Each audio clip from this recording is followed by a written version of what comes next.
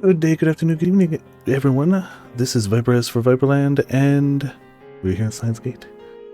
I have not played this game in a while. I have played it before, once through to completion. I've also watched anime. Oh, you know what? Oh, I think we get to watch this at a certain... I think we'll see that at a certain point tonight anyway. If not, we'll watch it next time. Let's, I think I loaded it just to make sure this worked, and it goes into weird full screen. Random anime scenes, yeah. I think we're good on settings. I might speed up message speed a bit, actually. And I think the sound should be fine. Yeah, we can adjust this as we go. It's probably fine. No, don't exit game. Backspace. Let's just start up a hacking game. Oh, well, mouse cursor went away, so we'll use keyboard. It's fine. Everything's coincidence. A lot of this is voiced, but still. But even coincidence is part of fate's design. I'm not losing it. I'm perfectly sane. What I speak now is the absolute truth, not some childish fantasy. No matter how trivial something may seem, it has potential to shape the future. Have you heard of the butterfly effect? If not, look it up. Then you'll understand how careful you must be. Unfortunately, I didn't understand. If only I had realized how dangerous my actions were, I wouldn't have lost her. The future wouldn't have turned out like this.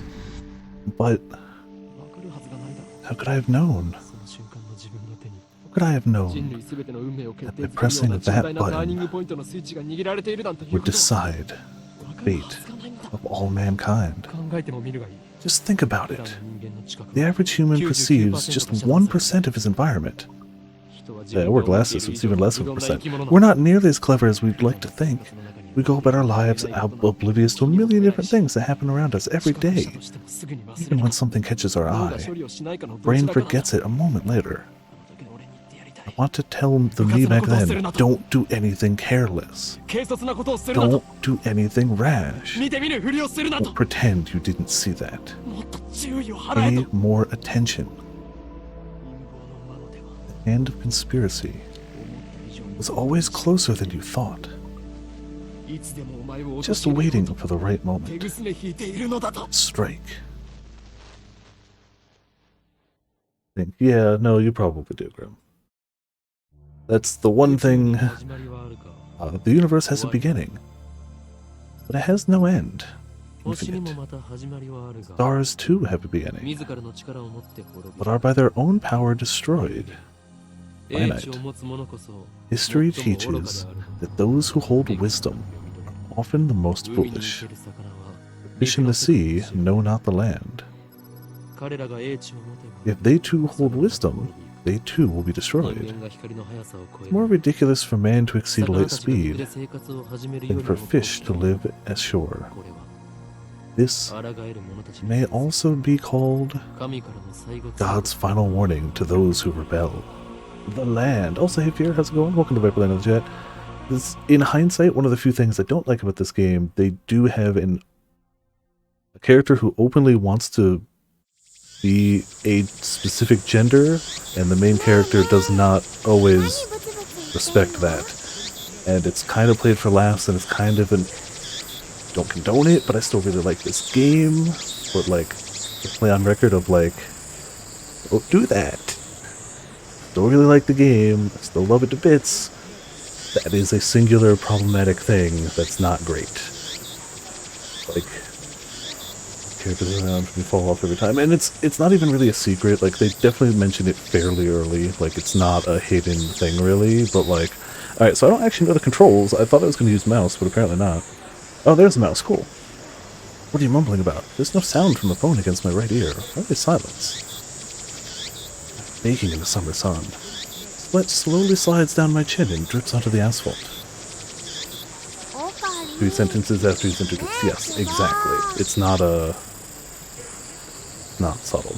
See, I like this art style. The anime's got a great art style, and the new versions of the game are all elite, which is the anime art style, and it's great. It's something about the whole, like, watercolor aesthetic style that I just love.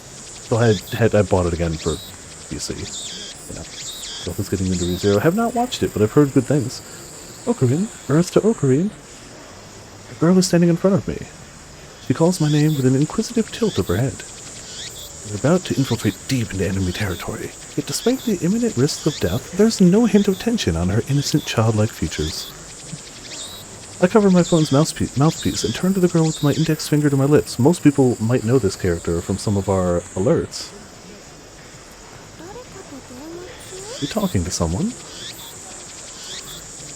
I nod and put my phone back to my ear. Stuff is happening, I imagine. Yeah, I haven't seen it myself, but I know there's a new season of it. Still no sound from the other side. The contact is wise to maintain silence. The whole area could be bugged. It's just talking to someone. Everything's fine. I'm about to infiltrate the assembly hall. Still no reply. Looks like they just want my report. It's too dangerous to waste time talking here anyway. Yeah, Dr. Nakabachi got the jump on us. I'll make sure he tells us everything. I might have to speed up the text speed again. What? The organization is already on the move? My eyes wide to match my shocked tone. The girl turns towards me in surprise. I sigh, shaking my head as I rub my temples. Yeah, hold on. I don't want to auto or skip. Aha, here we go. Just a quick little speed up that text a little bit. I like the message speed a little faster.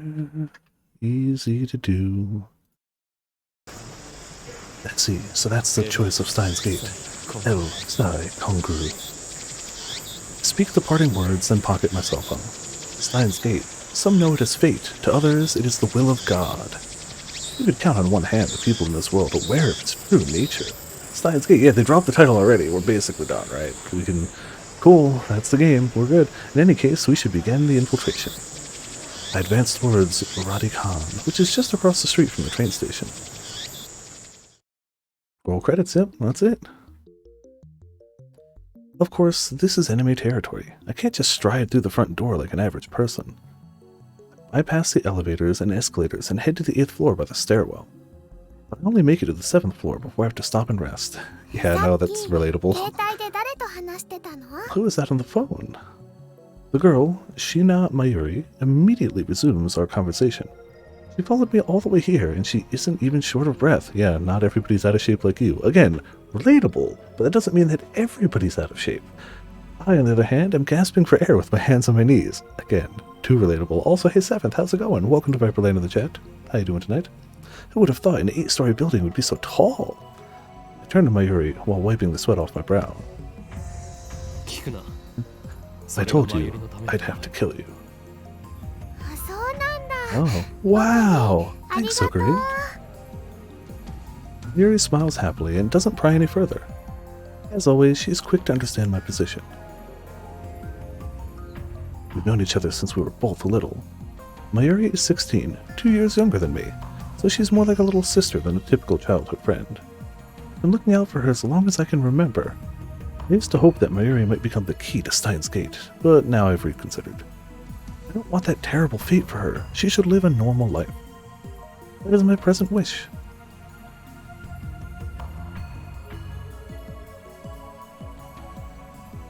We continue to the 8th floor and enter the assembly hall.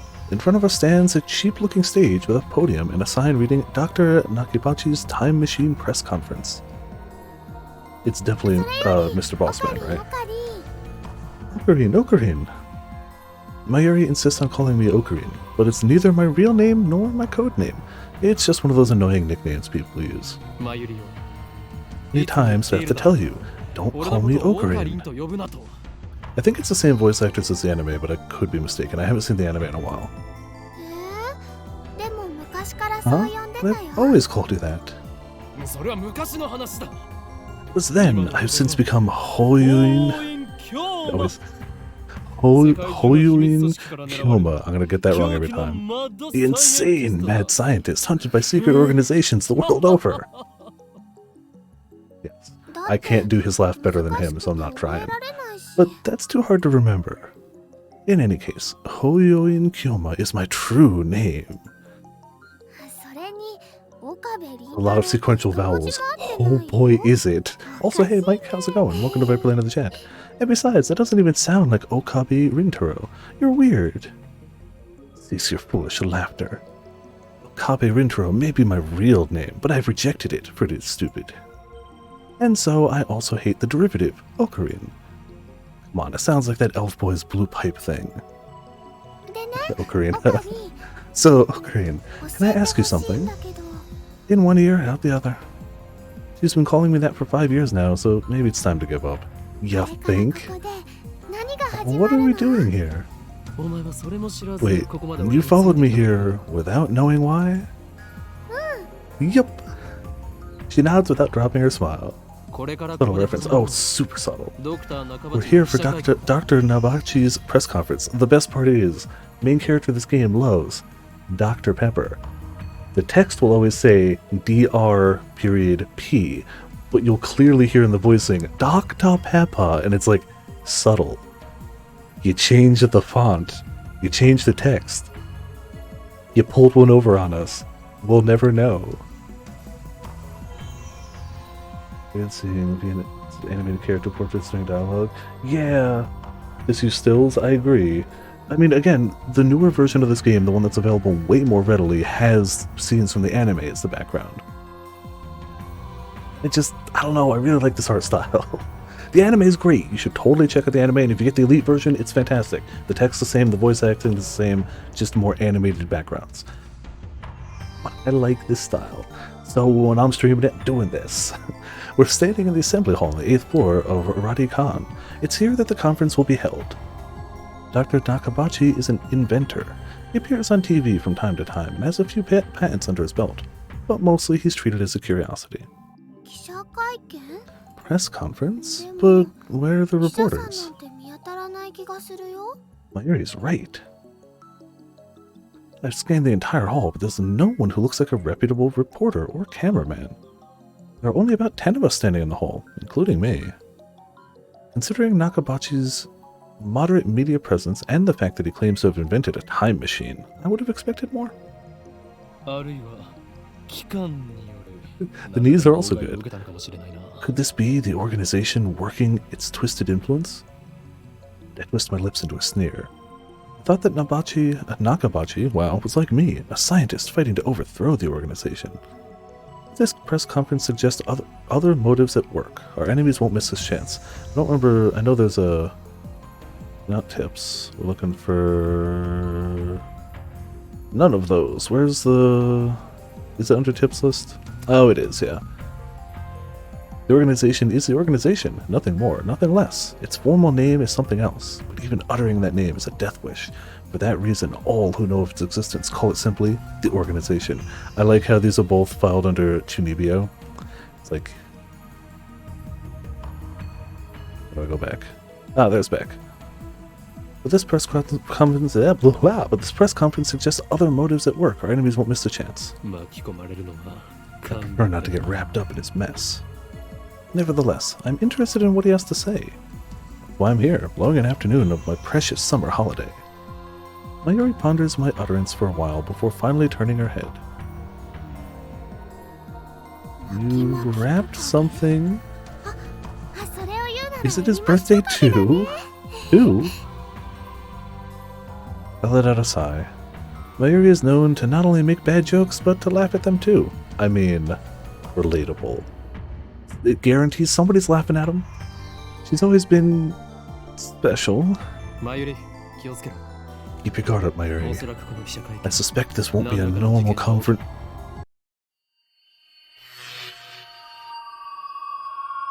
I didn't even finish my sentence. Are we under attack? Are they trying to fry our brains with electromagnetic waves? It sounds electromagnetic to me. Dust falls from the ceiling as the floor shakes. We're definitely under attack. It's coming from above, but we're on the top floor. All that's above is the roof. An earthquake? Is it magnitude 2? What does magnitude mean again? My ear is too good. No time to deal with Mayuri's confusion. Something's not right about this.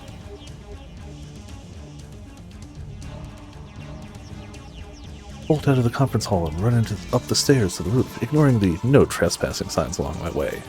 They're suggestions, really. The door is open. Upon closer inspection, I realize that the lock has been broken. I open the door and see a billowing cloud of black smoke. There's some kind of phosphorescent dust sparkling in the air. Explosion? I can't believe it. Is there really an explosion? Just racing. Damn. I don't know what to do. Should I run away? Why an explosion? Terrorists? No, that doesn't fit. I mean, how do you explain that? What the? The strange machine is sitting in the middle of the roof. It's huge, maybe 3 meters tall, looks kind of like a satellite. Kind of exactly like a satellite. Did that thing cause the shaking just now? Who put it here? Is it Dr. Nakabachi? Is this part of his presentation? Impossible. Even if that were the case, how the hell would he get it up here? It is bursting with questions. As I search for the courage to approach the machine, a throng of reporters and building staff burst into the rooftop. They look just as confused as I am. Please stay back, everybody! And then a woman, who I assume is a staff member, appears to wave us back. Press conference will proceed as scheduled. Is she trying to hide something? The response was unusually quick, almost like she's trying to keep me away from that device.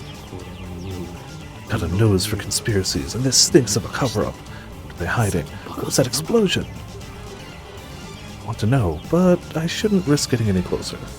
I turn and leave, but not because I'm scared or anything like that. Baka. Staff members lead us all back to the 8th floor. Mayuri is nowhere to be seen. She's not in the event hall either. I find her on the 7th floor. Several capsule toy machines are lined up next to a plate reading Birthplace of the Japanese PC. She's gazing upon them with a wistful look. That's the draw that Gotcha has, for sure. I breathe a sigh of relief, then take out my phone. It's me. I have a feeling about this. Something's happening, and I have no idea what it is. No, don't worry. I won't do anything to jeopardize the mission. After I speak the words and hang up, I'm able to wipe the sweat from my forehead. The sweat is cold. Half of me hopes something will happen. The other half fears the same thing. I put away my phone and look back at Mayuri. She's still staring at those capsule toys. She doesn't seem to be worried about the explosion at all. Psh, Gotcha more important. I can't decide if she's level-headed or just airheaded. What are you doing?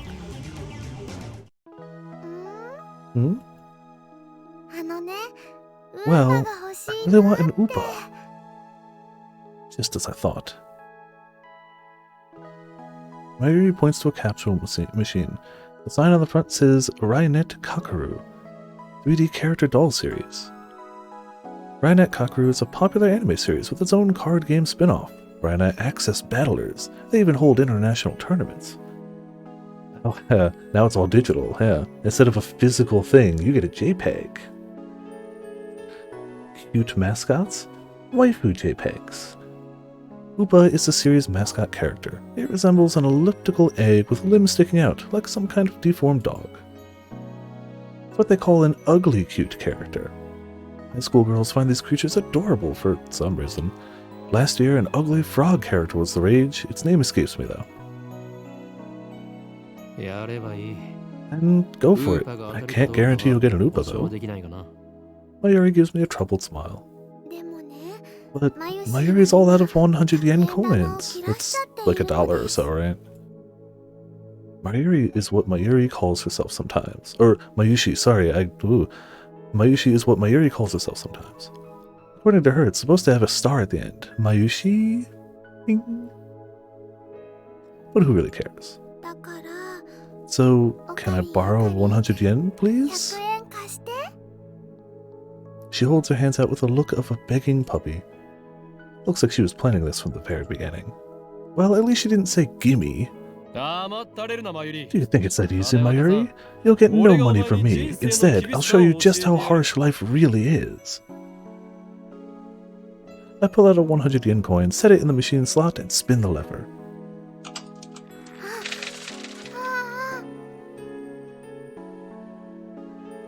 I open the capsule and take out the contents. Mayuri leans forward eagerly to see what I got. It's an Upa! And it's metal! A metal Upa! Is it rare? Super rare! Hell yeah, that first time gotcha luck? Gets you hooked. Then you can't stop. You'll never get another one, but... Get that first SSR? While I examine the metal Upa, a boy who was watching us tries his luck in the same Rainet machine. Aw, a normal Upa. He looks at my metal Upa in resentment. I turn to see Mayuri's sparkling eyes also fixed on the Upa. Hey, that schoolgirl, you're acting like a little kid. First try luck might not be luck at all. Yeah, right? I give this creature of metal to you, Mayuri. Honestly, I don't want it. Really? Are you sure, Ocarine? The name's Hoin Kyoma. Thank you, Ocarine. Just... Is she doing it on purpose? Thank you all for coming to Dr. Nakabachi's Time Machine press conference. Murder. Yeah, basically. I hear the announcement from the floor above. Sounds like they're starting. I would join, but I can't tab out of this game. It's full screen constrained mouse, so I can't do it. I head to the stairs, but Mayuri doesn't follow. Let's go, Mayuri. Just a sec. I gotta write my name. She's preoccupied with the metal Upa. I go on ahead.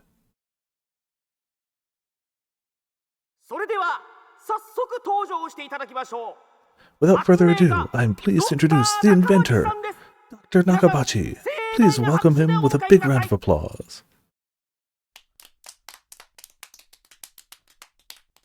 That's how Smash Bros. Works. Dr. Nakabachi enters to sparse applause.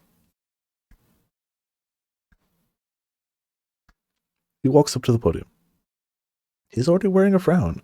For some reason, I can feel his irritation from here. Oh, it's definitely Zelda. Oh no, it's Peach, sorry. I'm Dr. Nakabachi. Thank you all for coming. Nakabachi takes the microphone and begins to speak, his voice brimming with confidence.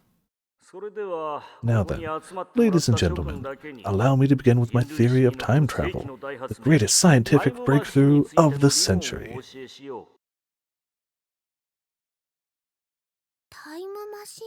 Did he really build a time machine?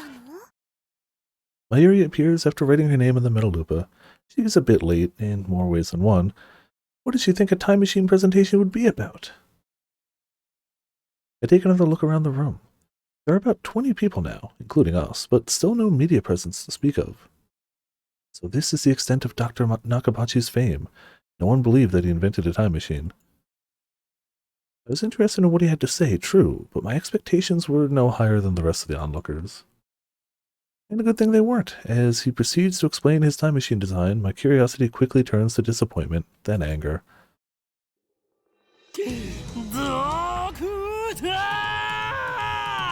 Again, there's just some lines I cannot do better than Mamoru Miyano, and we may as well just let him have it. Because, like, he runs with it, yo.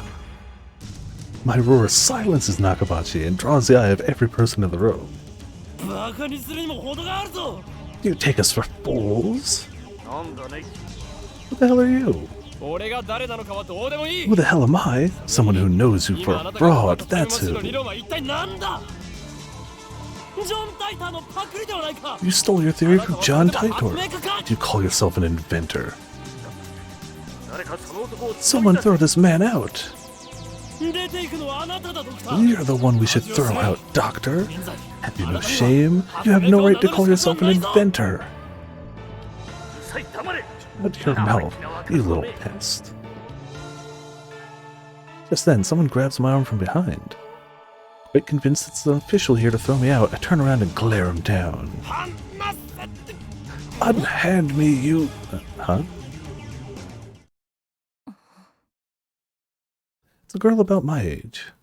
Her intense stare seems to challenge me. I take a step back. Her face looks somehow familiar. Where have I seen her before? Oh. Duh. We haven't met, but I know her face. It's Mikase Krisu.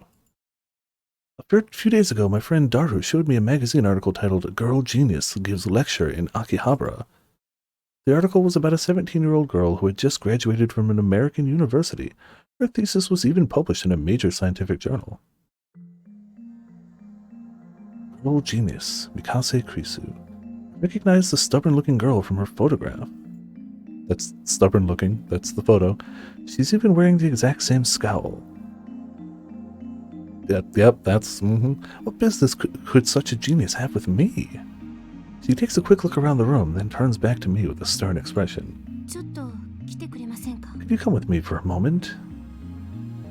What's with the attitude? She's obviously not staff, and there's no way that Mikase Krisu would be working with someone like Dr. Nakabachi. Which means, no. The organization! Huh? Their tendrils have gotten this far that I've made a grave mistake. Stop fooling around and come with me.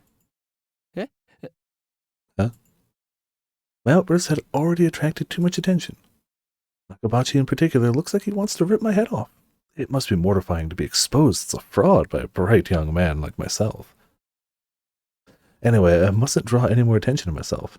If the organization gets wind of my presence here, it could endanger Mayuri, to say nothing of these ignorant civilians. I let Mikase Krisu lead me out of the assembly hall. Try anything, and people are sure to notice. What will your superiors say then? What are you talking about? She glares at me, quite fiercely at that. Attractive though she may be, there's no innocence in her eyes. Beautiful agent, unmatched in cruelty. My heart beats in exhilaration from the danger. Looks like chaos really does get my blood pumping.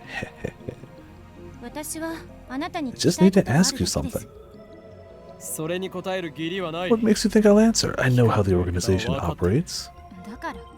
What's with this organization stuff? Instead of answering, I take out my phone and put it to my ear. It's me. I've been caught by an organization agent. It's Mikase Krisu. She's the dangerous one. No, it's fine. I'll find a way to...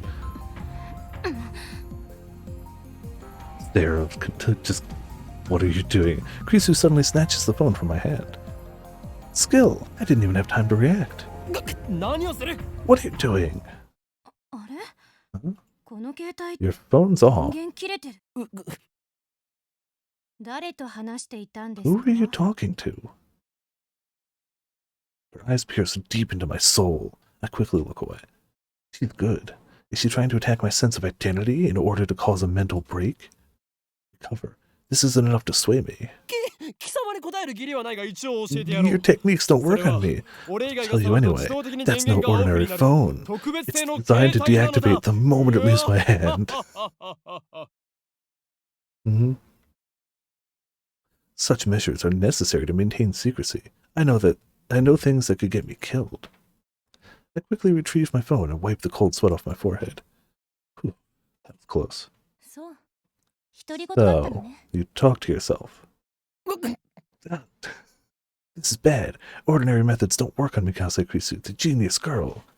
On the contrary, she's the one psyching me out. Damn, looks like I'll have to make a tactical retreat. If I can just find an opening. Suddenly, Krisu steps up to me with a serious expression. She stares right at me, her huge eyes blazing with strength of will. Such fire, I can't look away. Could someone with such pure eyes really be an organization agent? What were you trying to tell me earlier? Earlier? What are you talking about? About 15 minutes ago, before the conference started? Nonsense, this is the first time we've met. I was with Mayuri and that Upa toy 15 minutes ago. You were trying to tell me something, right? You looked really upset. Is this a trap? It does seem like one of the organization's dirty tricks. But would this girl do something that underhanded? You looked like you were going to start crying any second. To be fair, that really just does sound like him. Why? Have we met before? She seems sincere. That makes her even more suspicious. That's right, don't let her beauty fool you. She's a cold, calculating secret agent. If I show the slightest vulnerability, I'm done for. How do you know my name? You, a published author in magazines. My knowledge has no limits. I'm a mad scientist, after all. Genius girl, our next meeting shall be as enemies. Huh? Farewell. Like, I love little things like color bleeding out like through as like the shadows. Like, especially the red of the tie. Also, hey Topaz, how's it going? Welcome to Viperland in the chat. I spin around and take off down the stairs, ignoring her call to stop, like I'd listen to the enemy.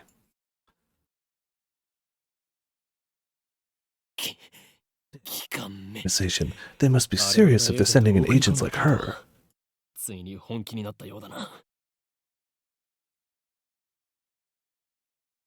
3 floors is all it takes to lose somebody. I run all the way down to the 4th floor and check behind me. Once I'm convinced Mikase Krisu is not tailing me, I sigh while rubbing my temples.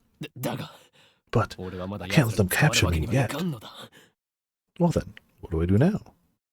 My mission was to attend the conference and evaluate Dr. Nakabachi's research. Now that I know he's a fraud, there's no real point in going back. I guess I'll just go home. But wait, aren't I forgetting something important? Let's see now. What is it? Damn, I left Mayuri behind. Yeah, you did. I knew she'd be a liability. I shouldn't have brought her along. I was trying to prioritize her safety, but I got careless. I'll try calling her first. If she's alright, then I can just have her meet me here. With that thought in mind, I take out my phone, and I turn it on. And it rings just as I do. Email?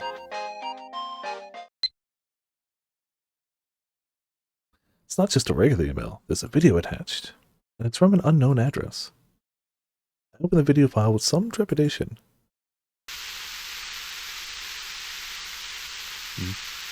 Video? There's nothing but noise. This is a prank. It's some sort of Mikase Krisu style attack. Maybe the noise is some sort of make people go crazy frequency. No, wait, I don't remember giving her my mail address, so I'm probably just thinking too hard. I press myself for being gullible enough to play the video. I have more pressing matters to deal with anyway.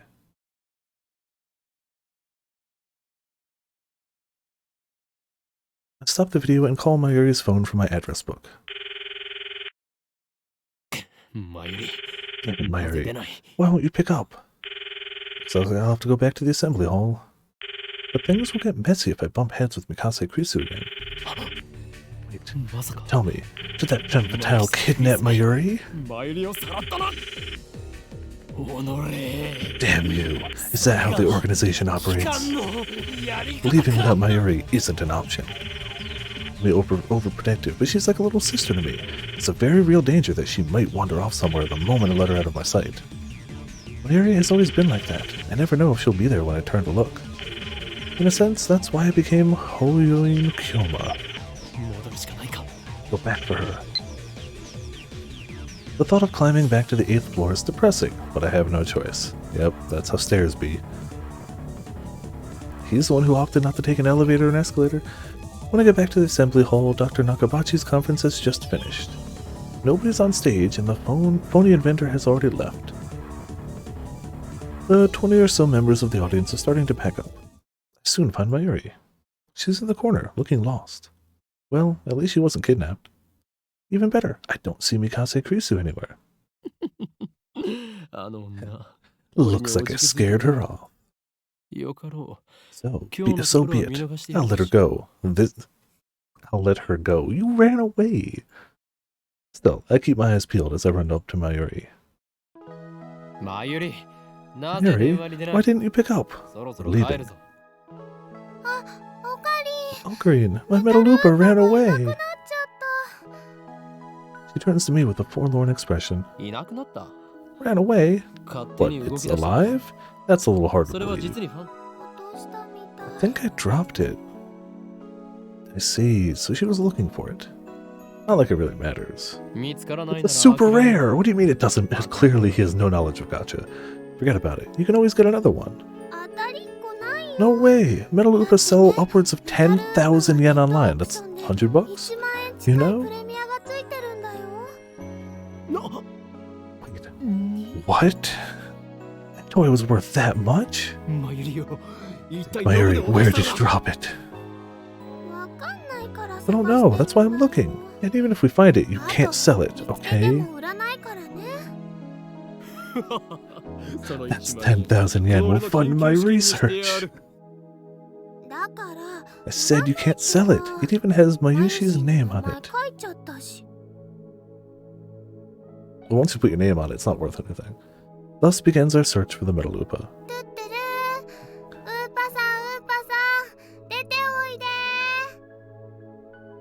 Yep, the search for the Oopa. Mayuri tries calling its name. I don't know if she truly expects a response. By the way, Tuturu, music note, is Mayuri's catchphrase. It means...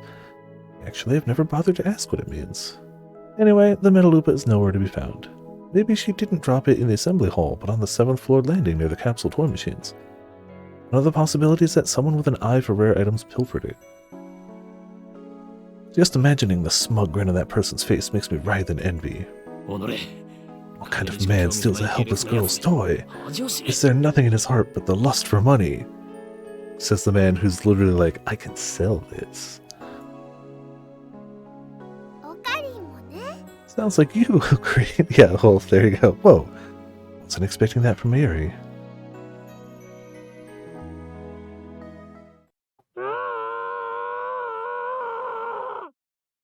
Sounds normal. Huh? What was that? Was that a scream? I think so. Only the presenter and a few other people are left in the assembly hall, including Mayuri and me. Less than half of the audience remains. Everyone looks at each other anxiously, startled by the scream. Even I cannot suppress a shiver. First the explosion on the roof, now this. What's going on here? Mayuri squeezes my hand tight. Stay here, Mayuri. Take a deep breath, prepare myself, and head in the direction of the scream. Hot meat kettle, yeah, very much so. The echoes lead me down a dark, empty hallway in the same floor. Pretty sure it came from around that corner. I crouch down and turn the corner slowly, keeping my eyes and ears peeled for any sign of danger. And there, at the end of the passage, I see it. There's something on the ground. No, someone. Motionless. Who is it? The clothes are familiar. It can't be. Yeah. Well, you pronounced her name correctly. Ooh. What? Mikase Krisu. Her face is turned away, but I don't know it's her. But I know it's her. Wow. I just insert words. The impertinent genius girl I just fought with 10 minutes ago is now face down in a pool of bright red blood. She's dead. No. But why? Suddenly I realize that I'm shaking. I want to run away. I shouldn't have come. This is wrong. Someone killed Mikase Krisu. There's no other explanation. Who would do such a thing? There's no one else here. Yeah. What am I pronouncing? Oh, have I been saying it wrong the entire time?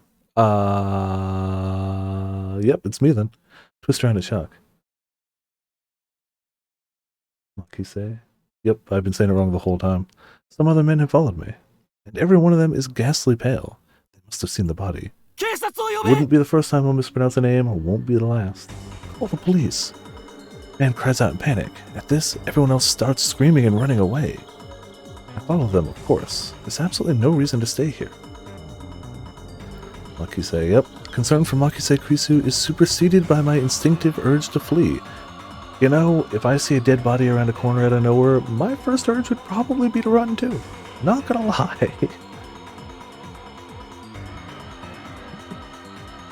When I get back to the assembly hall, my Yuri is waiting for me with tears in her eyes. See, that one was too far gone. We were committed.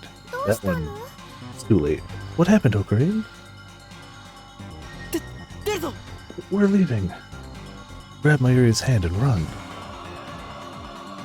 Race down the stairs, trying to drive the image of Krisu's dead body from my mind. But I can't. Redness of her blood is burned into my mind, more than the sight of the body itself. That was my first time seeing a dead body. Is this what it's like? When I realized that she was dead, I felt chilling terror and a surge of nausea. That was all I felt, fear and disgust. Shouldn't there be something more? I guess I just didn't know her that well.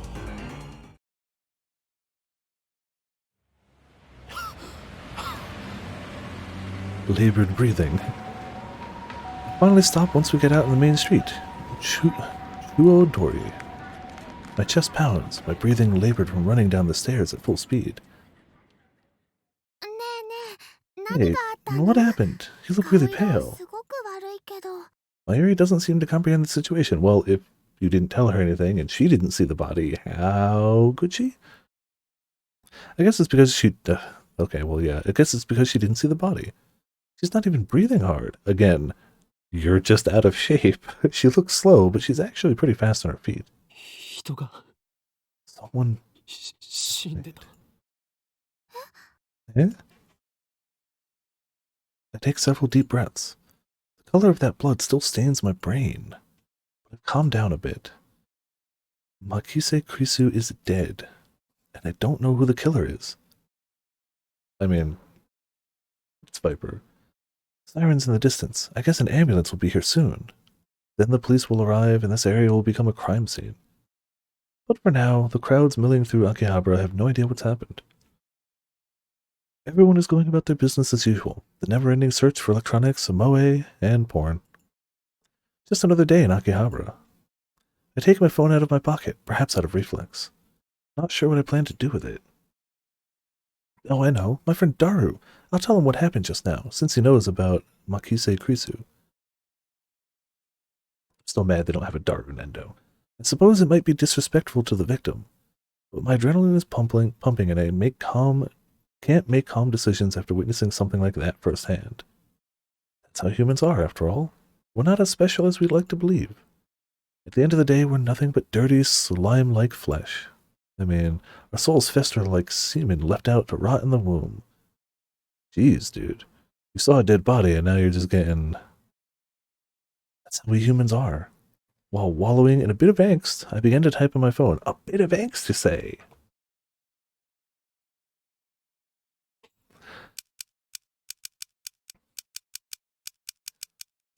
Someone stabbed Makise Krisu. Looked bad. Hope she's okay. Don't know who. Looked bad. Hope she's okay. So, I've got the LEDs inside my computer set to match music, but it really just reacts to any volume. So, like, as he's typing that, the lights inside the case of my computer are just, like, flashing in time with it. Excuse me. I don't know if she was stabbed. That just seemed like the most logical explanation, given the amount of blood and the absence of a gunshot. Well, needed character growth? I don't know what you're talking about. He's perfect. On the other hand, I didn't write that she was dead, even though I'm pretty sure she was. I can't exactly explain why I didn't. If I had to say, I guess I felt like writing it down would set it in stone. It might make me feel guilty as well. The thought it brings a smirk to my face. It's not like I'm the one who killed her. Why should I feel guilty? I just saw someone's death up close, and only a few minutes later, I'm smiling. Am I really that cruel and cold? Well, I am a fiendish mad scientist, so it suits me. I finished typing and placed my thumb over the send button, and then I pressed down. Sending. Subject, trouble. Man, the old school style, like, flip phones. The phone technology really sets the date of whenabouts this happened. What? What was that? Wait, look around. Like, the phones absolutely just set the date. They're gone. Summer break. Noon. The busiest street in Tokyo. Just now, thousands of pedestrians vanished into thin air. Is this a dream? Am I hallucinating? I don't know. They're gone. I saw them vanish with my own 2 eyes. I stand petrified, speechless and alone on the empty street. Desperate to find someone, anyone. I look up. There, at the top of Radikan, sticking out from the 8th floor event hall where we just were, it's a crashed satellite. Defines the time period of a lot of... Yes, absolutely. Yeah, so we do get to see the opening. They have the same singer sing the opening for Steins Gate, Steins Gate the anime, Steins Gate 0, Steins Gate 0 the anime. They're all 4 different songs, but it's the same singer, and it's just like, consistency. Yeah, I love it. It's none of the 4 are the same. They're all different songs, but it's the same singer. It's like, yeah, I love it. Dig it. I really like the anime opening, but that was my first introduction to the series, so like, you know. Hey, it's done. Oh, you wouldn't have heard the game opening yet, Mitz. You've seen the anime though.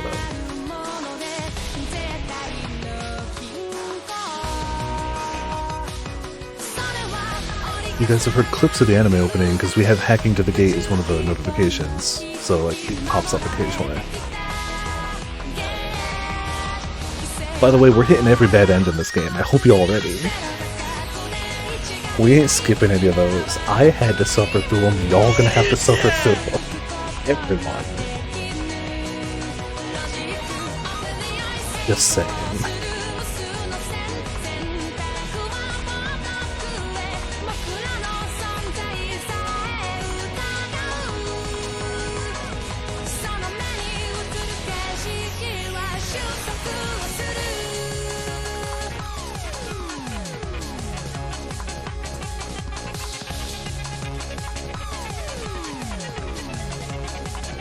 Oh, they absolutely pull their punches. They're so chill. They're fine. I don't think we get to one for a little bit. And unlike a lot of games, they straight up are just... They don't explicitly tell you, but they're straight up like... You didn't do the thing we explicitly told you to do. You get a bad end. Hey, you. You see us? I really like this specific shot. Like, this became an iconic shot. Not like anything else from, like, the opening bit, but, like, this picture became a fairly iconic one. Why won't you answer? I'm asking you a question. Yes, you on the other side of the monitor. Your silence only strengthens my hypothesis. I suppose that, from your perspective, it appears that we're the ones inside the monitor. But that's where you're wrong. It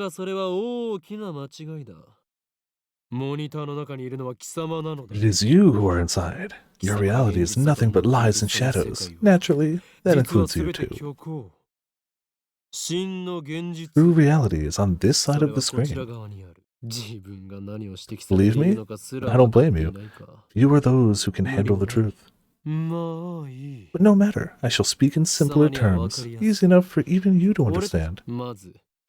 This is the Future Gadget Laboratory, located in the Akihabara district of Tokyo. We call it simply... Not even capitalized, just a lab. Our purpose is to shatter the system and plunge the world into chaos. The plan? Really? You shouldn't do bad things, Okari. Quiet, I'm a mad scientist, remember? From the station, head down Chuo-dori until you reach... Why? Suehirocho Station, then take a left onto Kuramabashi-dori. In the alley before the traffic light, you'll find the rundown Ohiyama building. The lab is on the 2nd floor. On the 1st floor is a store of ill repute called the Brawn Tube Workshop. You can't miss it. It deals exclusively in CRT monitors, of all things. Can you imagine? Even in the heart of Akihabara's electric town, the demand for CRTs is practically non-existent.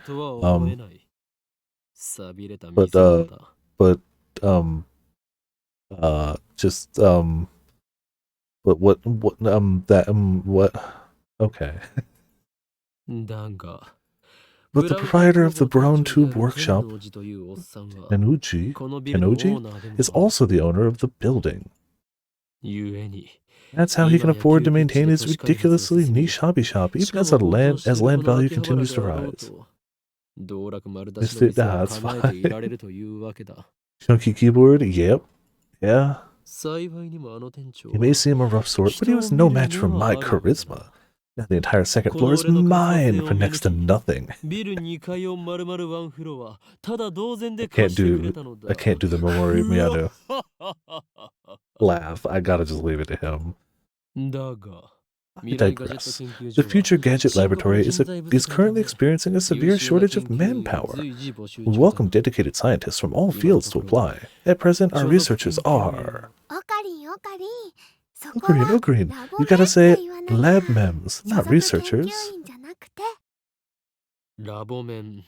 Lab mems, laboratory members, are 3. I am the founder of the Future Gadget Laboratory, Lab Mem number 001, the insane mad scientist Hoyoin Kyoma. Ocarine is cuter though. Next, we have a resident cosplayer and only female member, Lab member number 002, Shina Mayuri. Call me Mayushi. I like making costumes more than wearing them. And last, we have our resident super hacker, Lab Mem number 003, Hashida Itaru. Stop calling me that. It's super hacker. Duh. Here at the Future Gadget Laboratory, we devote ourselves to the art of invention. For details, see our lab's homepage.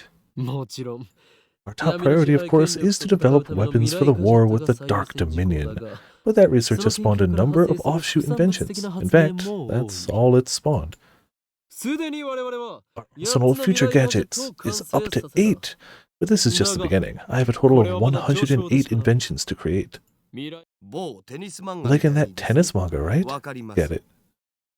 It's the number of earthly desires and mortals, you at-channel junkie. There's no references in this game to real-world stuff. No. Definitely not 4chan. You can't... No, it's not. Absolutely not. I thought I told you not to interrupt me when I'm talking.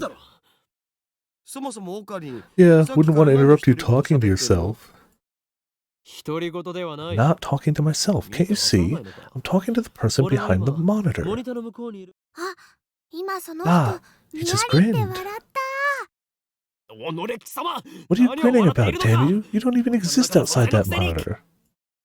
Just say, don't look at me. I hope some of these I don't get the references to, so we're gonna occasionally, what was it, tips? On the internet, it's an unwritten rule to say this whenever you see an image of someone or something looking towards the camera. Oh, okay. Fictional. Japan's most popular message board. Covers a wide variety of topics from hacking to cooking to anime to current events. A tremendously skilled hacker, or at least someone who claims to be one. The threat, my friend's a hacker so we can easily find out who you are, often appears during arguments on the internet. People mockingly call the obviously non-existent hacker a hacker. An abbreviation for custom play. I always forget that it is an abbreviation. To dress up in a costume, most often as a fictional character. People who cosplay are called cosplayers, which can be shortened to layers. I don't know anybody who says that. I've never heard that. Many cosplayers make their own costumes. It's true. The system is the means by which the organization maintains its grip on humanity. Its full scope is too vast to comprehend, but suffice to say that the system gives the organization influence over government, religion, media, culture, and science worldwide. Most people do not even know that their lives are controlled by the system. It is so deeply embedded in the fabric of society that modern civilization would not be able to function without it. Destroying the system, therefore, would plunge the world into chaos. Moe, a word used to describe character traits that are cute or endearing, including flaws such as glasses, clumsiness, or ditziness. Also used to refer to the culture of entertainment centered around characters who possess such traits, pronounced moe. Word used here as a suffix meaning street. Okay. John Titor, a self-proclaimed time traveler from 2036 who appeared on an American internet message board in November of 2000. The internet went into an uproar, flooding the board with questions and debate. Titor posted pictures of his time machine and its control manual, as well as diagrams illustrating time machine mechanics. He also disclosed information on near-future events, time travel physics, history intervention, and the multiverse, timelines in his world lines, and then 4 months after his appearance, he left a comment saying, "I will be leaving this world line shortly, and this will be my final post," and disappeared. Popular manga serialized and not no, it's a manga, it's fine. Capsule toy vending machine dispenses small toys at random. Electromagnetic waves we got. There we go. Oh yeah, oh, you know what? We haven't actually saved, have we? It auto saves in new events, but it never hurts to actually save, right? I don't think that's gonna work. It appears our attempts to communicate have failed. It's sad to see someone so deeply in denial of reality. Maybe they think we're in the game. I doubt it's even occurred to them. But aren't your 2D girlfriends the same way? Alright, well there's gotta be a quicker way to get here. A female character in an anime, game, or manga. Okay, well, thought there'd be more. That's different. Those girls are my wives. Nobody cares about your harem. But Mayushi touched upon a very interesting theme, you know? What if we're actually just characters in a game? Any way we can know for sure? No, there's no way. What if? It's just a hypothetical. What if we're just characters in a game? What if I'm just a fictional character? What if I'm just the most advanced, like, 3D animatronic VTuber out there? It just happens to look exactly like me. No. Come on. Such questions are meaningless. Our time is better spent thinking of ways to destroy the system. Yeah, that's true. You do already know this. Nice Chunibyo, bro. There's got to be a quicker way to just get to here. Literally, 8th grader syndrome, a term referring to a mindset exhibited primarily by teenage males, also used as a derogatory term to refer to older people who still exhibit this mindset, characterized by an affected attitude of nihilism or cynicism, extreme self-centeredness, delusions of power or superiority, and a consuming fear of being treated as a child.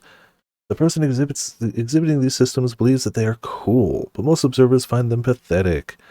Chunibyo, which is often abbreviated Chuni, also refers to the fictional tropes that teenage males often enjoy, such as ancient conspiracies, superpowers, especially power stealing a character's eye or arm. It's always the eye, right? Norse mythology, battles for the fate of the multiverse, etc. The consummate Chunibyo case will work such elements into his own personality backstory. Ocarina is a textbook example. Subtle. I'll try that next time, Robin. It's a good idea. I step back from the monitor. It might... oh.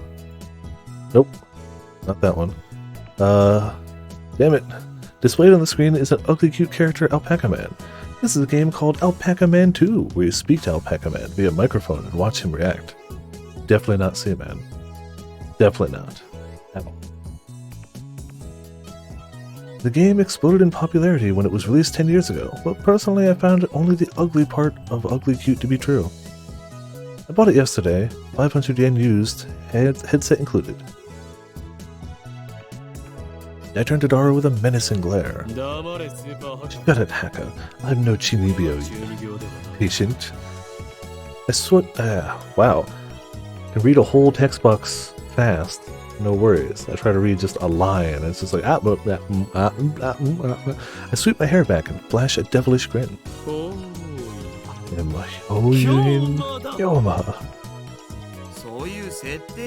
It's your character's name, right? Oh, Daru, your communication skills are beyond repair. I'll have you know, I go to a ton of offline meets, and I'm always the life of the party. Still sad there's no Daru Nendo. This fat, bespectacled guy is my brother-in-arms and right-hand man, Hashida Itaru, nickname Daru. He's a hardcore otaku. You can always find him in front of the computer, playing games and watching anime. He has 2D wives on whom he cheats with 3D maids. I don't agree with his preferences, but to him, anything's fine as long as it's moe. He's the reliable and skilled partner who brings my ideas to fruition. Despite his insistence that software is his forte, he shows remarkable aptitude with hardware as well. Right, that game existed. That was a real game. Well, the needle bit my finger. Yeah, needles suck. Sewing sucks. I imagine sewing machines make it a lot easier. Over here, nursing a pricked finger, we have Shina Mayuri, a 16-year-old high school student, if you can believe it. I've known her since we were both small. She's also an otaku, nowhere near Daru's level though. This ditzy girl is in charge of the lab's official costume division for women, and today she's working on costumes at her usual leisurely pace. Why does the Future Gadgets Laboratory need costumes for women? It doesn't. The truth is that Mayuri is completely useless. Still, there's no way I would ever kick her out. After all, she was the first one to join the Future Gadget Laboratory. I still remember the day Mayuri first came to the lab. It was spring. She said to me, Mayushi is Okarin's hostage. I belong here. Well, that certainly was cryptic. But her offer was my salvation. She was the first to join me on my magnificent quest. She saved me from a solitary life on the run from the organization. I will never forget her kindness. Mayuri doesn't have to be useful. Her being here is enough. Oh, did Alpaca Man say anything? Nope, nothing. The human-faced alpaca inside the monitor was completely unresponsive. So unresponsive you'd think the game was bugged. Whatever, I give up. Never again will I play this boring game. $5 down the tubes. An antisocial alpaca. I curse his name and smack the TV. As soon as I do... TV makes a sound like it's shorted, and then the screen goes blank. Change the channel. Lift the power cable. Nothing. Whack it again. Nothing. I guess it's broken. I mean, if you keep smacking electronic things, they will eventually break. Sewing machines are godsend. I can only imagine. I've done minimal sewing by hand. Not well, not quickly, not efficiently. I'm sure, from what I hear, there's like tricks to getting a sewing machine to really work well, but like, once you got that down pat, like, that seems to just be the best. This crummy TV is on lease from the Brawn Tube workshop downstairs. It's probably just old. You made Mr. Alpaca angry. Or that, yeah.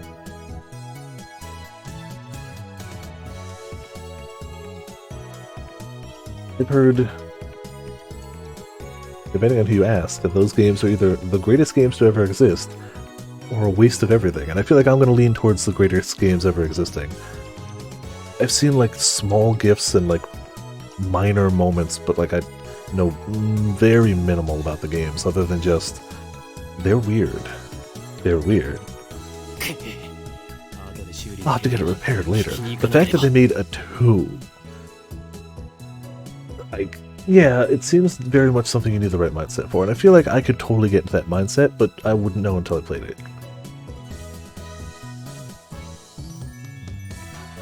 Wow, so that's the keybind. Apparently, insert is the keybind for going here. I guess you'll always know when I go to blow my nose. If no. Escape shouldn't just immediately... Oh, escape, no matter where you are, doesn't bring you back from the menu. It goes, you sure you want to exit and all unsaved data will be lost? Like, a hard habit to break. Damn, I'll have to get it repaired later. I turn off the TV and lie down on the couch. I'm fed up with the humidity of Japanese summers. I stare at a conspicuous stain on the ceiling while fanning myself. See, I couldn't even tell it's summer because you can't hear any cicadas. Is it even summer in Japanese media if you don't hear cicadas? I don't think it is. We haven't heard a single cicada in this game. I close my eyes. And what naturally comes to mind is that impossible scene I saw an hour ago.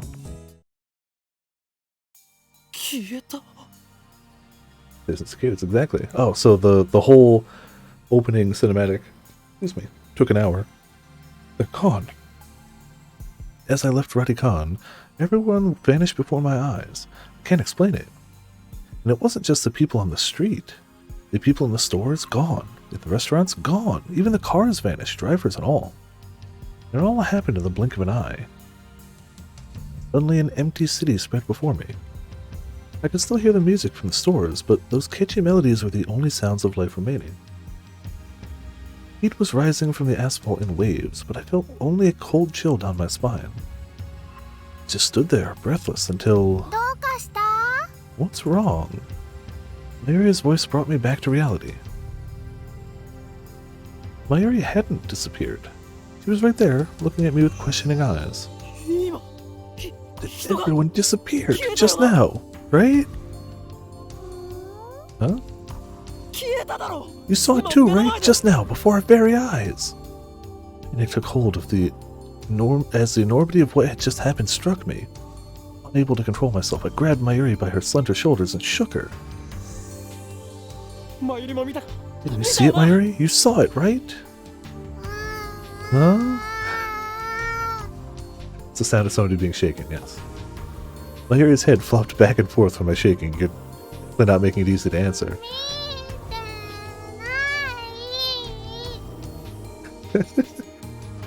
She didn't see nothing. You didn't? I stopped shaking her and looked straight into her eyes.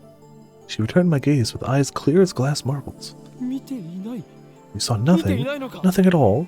There were people here a second ago, weren't there? Were? Even the store employees are gone. That's impossible by any measure.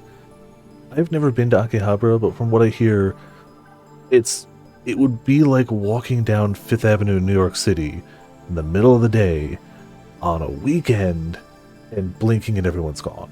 It's like, it is super populated, it is covered in stores, it's covered in people at all times.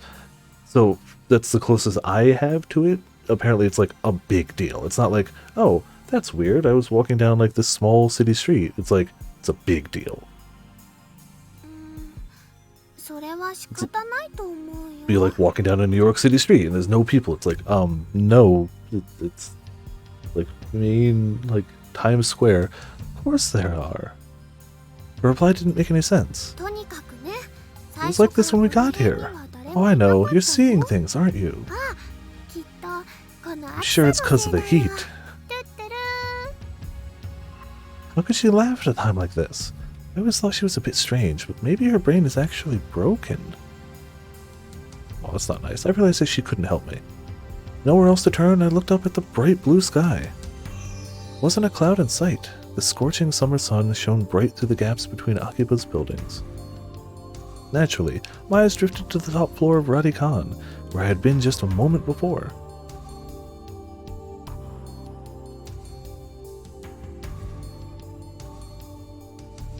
It was an enormous machine, like some kind of satellite, embedded in the roof of the building where not 5 minutes before I had found Makise Krisu's body in a pool of blood. At least I caught myself this time. What happened to her? Just before everyone disappeared, I could have sworn I heard an ambulance siren. Makise Krisu might still be in that dark, narrow passageway, cold, bloody, and alone. The vapor Uriage. Oh man, we're getting more stories soon too, aren't we? The thought disturbed me, but the question at the forefront of my mind was, what the hell is that satellite doing there? Right before Dr. Nakabachi's presentation, the building shook like a bomb had exploded. The roof door lock had been broken, and beyond it someone had placed a satellite-like machine, shrouded in smoke and glowing dust. When I first saw it, the satellite was on the rooftop. That's not what I was seeing now. This satellite had penetrated the top floor of the building, obliterating the room where Dr. Nakabachi's press conference had been held. It must have fallen out of orbit without burning up in the atmosphere, somehow.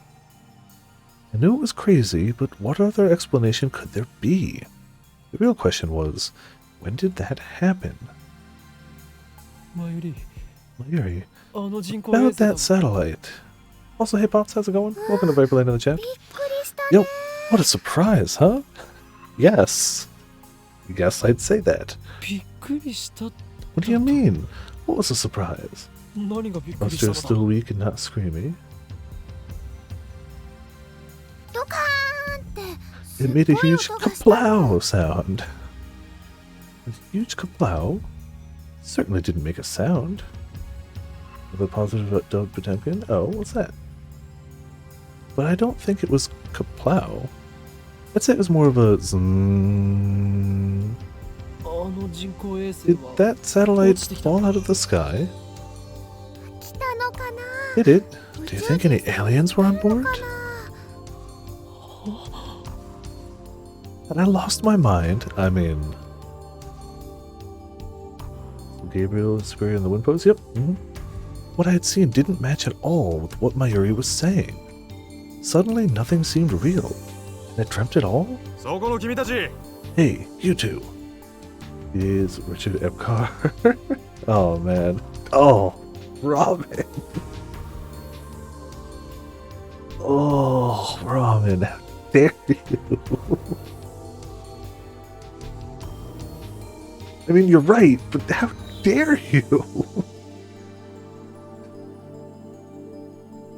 Alright, I need a sip of drink before I can get back to the game because of that one.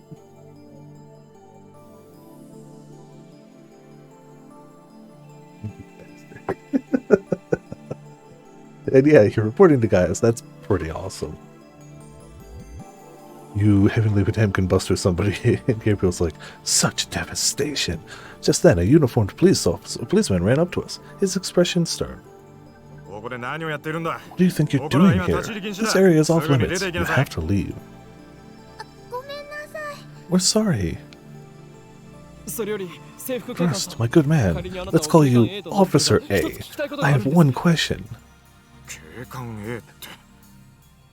Officer A? Thousands of people just vanished. You saw it too, didn't you? What are you talking about? Get out of here. I was quickly losing confidence in my own memories. I decided to tell him about Makise Krisu and get him to call an ambulance, but before I could... Look, I don't have time for your nonsense. The policeman took me by the upper arm and said, no one got stabbed at Roddy Khan. What? How could he say that with such certainty? While I was still trying to comprehend the situation, the policeman forcefully led us away. We were escorted up to UPX and released. There were people at UPX, like usual. Actually, there were far more people than usual. The place was packed. Just as Officer A had said, Chuo Dori had been blockaded by police, so nobody could enter. There was nothing we could do, so we headed back to the lab. And that brings us to the present. I'm baffled. Did the whole hour since the beginning of Nakabachi's presentation really happen? I checked online for any news. The net is buzzing about the mysterious machine that crashed into Radicon. All of the major stations in Tokyo, even To TV, are running special bulletins about it. Fortunately, it doesn't look like anyone was hurt, but Chuodori is still closed off. Akihabara Station is jammed with reporters and curious onlookers. Nobody has mentioned anything about the disappearance of thousands of people from Akiba's streets, nor about Makise Krisu's murderer. How can I get the name wrong so consistently? How? It's all a mystery. Mystery? See, so that's it. From the sofa, I sprang to my feet, a wide grin on my face. Daru and Mayuri turn and stare. This is all an elaborate cover-up by the organization. Their influence has corrupted local law enforcement, which means our entire government may already be under their control. My God. But they underestimated me, for I am not so easily played. One day, I will expose their deeds and put an end to their reign. Having come to a satisfactory conclusion, I take a celebratory bottle of Dr. P, my favorite soda, from the fridge. I'm so mad. Like, I've got a Dr. Pepper bottle filled with water right now, but I didn't go to the store last week and got any supplies because I didn't need to go to the store. All I was out of was soda, which is fine. Like, I've been drinking tea. Wonderful. Fantastic stuff. But for tonight, you say that, The voices can clearly say it. You'll hear them say it occasionally, and they clearly go, Dr. Pepper, but it still says Dr. P. Like, we're on to you, game. Yeah, very obviously. The lab has no air conditioning. Ice cold drinks are essential. Hey, Rose. I don't have the proper drink, and I am upset at myself for that. I have failed me. But also, hey, how you doing? Is it just not going to read that? Just not going to read that?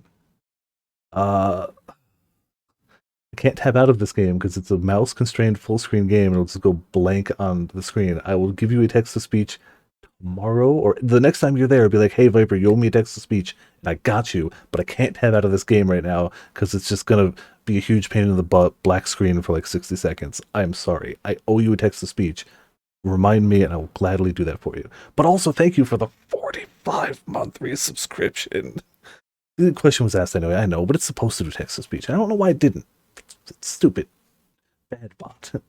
But yeah, I am ashamed. Sam is one of the main characters of great Ace Attorney games. Oh, interesting. Did not know that. Elixir Intellectualis.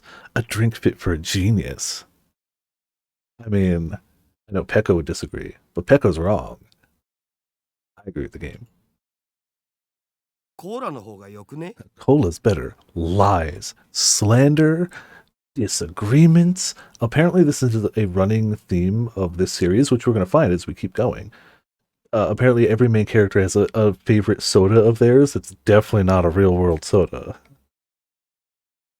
That would be Castlevania then. I still have only seen the first 2 seasons, so I got 2 to catch up on when I think they're on the Plex server actually. Also, welcome back, Grim. How's it going? Ocarina really loves his doctor. Oh, damn it. Oh, can we get her to read that again? We can in a second. I pity the man who knows not the greatness of this beverage.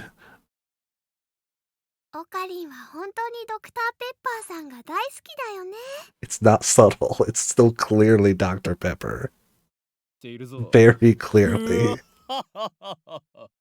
I've only seen the first 2 seasons. I liked those, but that was about the time where I stopped having Netflix. Step through the curtain dividing its center, and you'll enter the heart of the Future Gadgets laboratory, the development room. Just as the name implies, this is the room where we develop future gadgets. Needless to say, it is strictly off-limits to outsiders.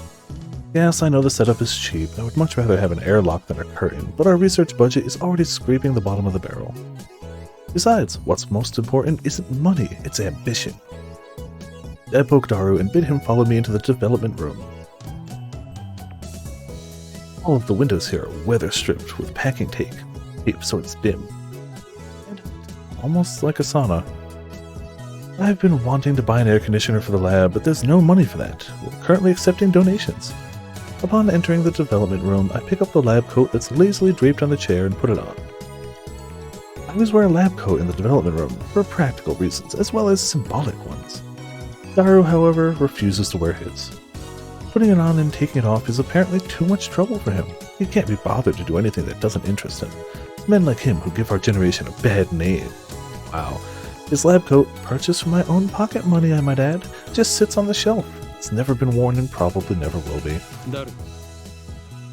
Is the plan progressing smoothly? What plan? Daru gives me a blank look. I sigh and turn his attention to the table in the middle of the room. Sitting majestically on top of the table is a commercial-grade microwave oven. Majestic?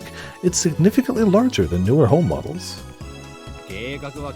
Plan, as in the plan. Obviously, I'm talking about perfecting gadget number 8. Oh, that.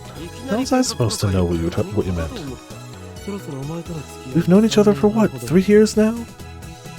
We went to high school together, and now we're going to the same university. We share an inseparable bond, like prison cellmates. He's only been a lab member for 2 months though. We were in different classes junior year, and actually we didn't talk at all, so 2 years? Details. The point is we've known each other a long time. I expect you to keep up with me here. Nope. Awkward silence. Man, all I wanted to do was have one of those cool cryptic conversations where we talk about plans and preparations and other important sounding stuff, but no one knows what it means except us. Shot down again. First Endwalker, now Castlevania? Oh man. So, are we any closer to figuring out what's wrong with gadget number 8? Not yet. So far, the Future Gadget Laboratory has completed a total of 8 inventions. When I played this game last, this website still existed, but that was a few years back. I don't know if it still does. At the time it did. As I explained to Alpaca Man, the lab's primary goal is to develop weapons for the war against the Dark Dominion, led by the organization that rules the world from the shadows. At present, we haven't completed any inventions of any of that sort. On the contrary, we haven't even figured out what we should make. But along the way, we have managed to create some ingenious, future-ish gadgets as a byproduct of our research. Looks like it's still up, hell yeah! It is a fundamental truth of science that great inventions are often created by accident, in other words, serendipity. Allow me to introduce our glorious future gadgets. Gadget number 1, the Bit Particle Gun. Gadget number 2, the Bamboo Helicam. Do what we should... How do we go? Gadget number 3, could this be Aura? Hold on, there's gotta be a way to get... Don't know if it would be under config, right? No. I don't know what the controls are for those. We can manually go to it, it's fine. I'll let them all play out and then we'll go through them. You'd think, but no, that just makes it go through. Gadget number 4, the Mode Snake. When we go through all the gadgets, we'll just go. Gadget number 5, once again, I've made a worthless object by Goemon. Gadget number 6, the Sialoom Saber. Gadget number 7, Ghost in the Ball. They can all be seen on the website Daru made, so feast your eyes upon the products of a mad scientist genius, or we could just go here. Excuse me. We'll go backwards. A gadget created by arranging... Oh wait, I don't know if it matters which order. We'll start here. Future Gadget number 1, the very first Future Gadget, a toy ray gun with a TV remote jammed inside. You can change channels by pointing it at the TV and pulling the trigger. However, the only supported button is Channel Plus, no other buttons, like volume or usable. To turn the TV on, you must manually flip the switch on the TV. Its name is a reference to the classic Japanese robot anime, Mobile Jacket Gunbam. Super subtle. Super subtle game. You just... layers of subtlety. Mobile Jacket Gunbam. Future Gadget number 2, a CCD camera mounted on a bamboo toy helicopter. The camera is attached to the helicopter's fulcrum, allowing it to record aerial footage unpowered. However, the image is rotating at high speed, so you might get dizzy if you keep looking at it. Name originates from sci-fi manga 22 Iman. That's probably a reference that I don't understand. So it's the drone camera, but bad. Future Gadget number 3, a lie detector based on thumb perspiration. Though it might be more appropriate to call it a sweat detector. You have to admit it's a pretty clever invention. Its name is a reference to a classic manga, Juju's Bizarre Adventure. Future Gadget number 4, an instant super humidifier. Uses electric heating coils to quickly boil a large volume of water. This generates enough steam to fill a room of 12 square meters, though it can only be operated continuously for a few seconds. Looks like a Claymore landmine, which appeals to military otaku. Its name is a reference to the stealth action game Metal Moa Solid Rising. Oh, it's the type of snake, right?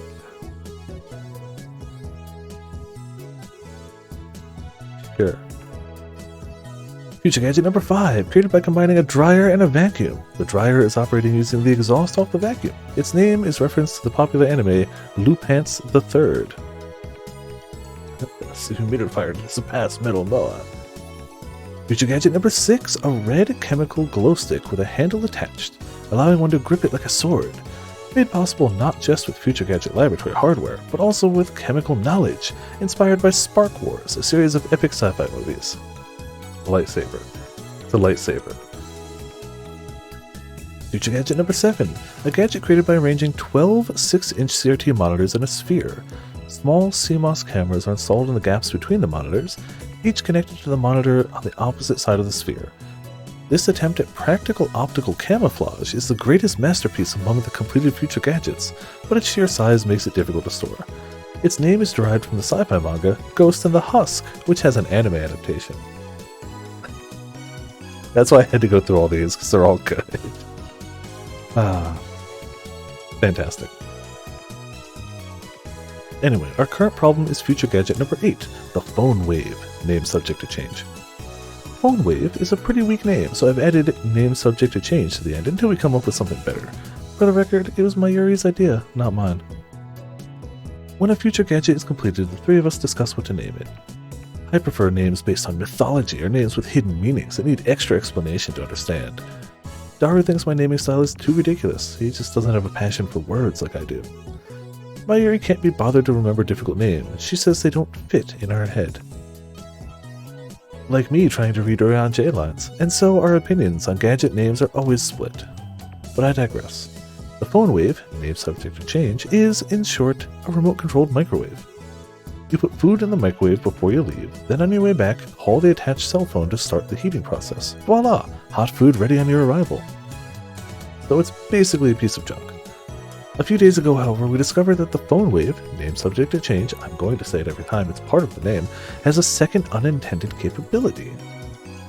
Our brave, or possibly just ditzy, Mayuri had made it her daily routine to heat some frozen fried chicken by remote control.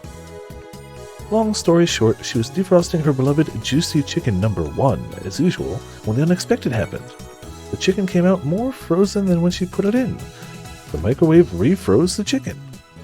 Since then, Daru and I have been searching for the cause. We tried copying what Mayushi did, but we just can't reproduce the freezing phenomenon. Good luck on the hunt. And when we tried to freeze a banana, it turned out really weird. I just don't get it. Daru, now looking completely fed up with the heat, starts fanning himself with his shirt. I know what he means by really weird. Let's see if we can't make it happen again. Mayuri! Bring forth the bananas! Behold, bananas! Are you gonna turn them into gel bananas again? That's been bugging me. Mayushi, can you stop calling them gel banas? But gel banas are gel banas. He's right. You can't argue with that logic. Arguing with Mayuri is just, it's not. I take the bananas from Mayuri and stick the whole bunch into the Phone Wave, name subject to change. Why do you have to use the whole bunch? It's a waste of food. Your stinginess could cost us the battle with the organization. That's fine with me. Mayushi always buys the bananas, and now Mayushi can't eat a single one. He also has a good point there, too. She buys the bananas. They're her bananas. Next time, we'll only do one banana. But I already put the whole bunch in, so I ignore her hungry complaints. It's too late now. We've made the decision. Is that 2 flawless hunts in a row? You know the bot's just teasing you. The Phone Wave, name subject to change, is simple to use. It's a microwave with a phone taped on it.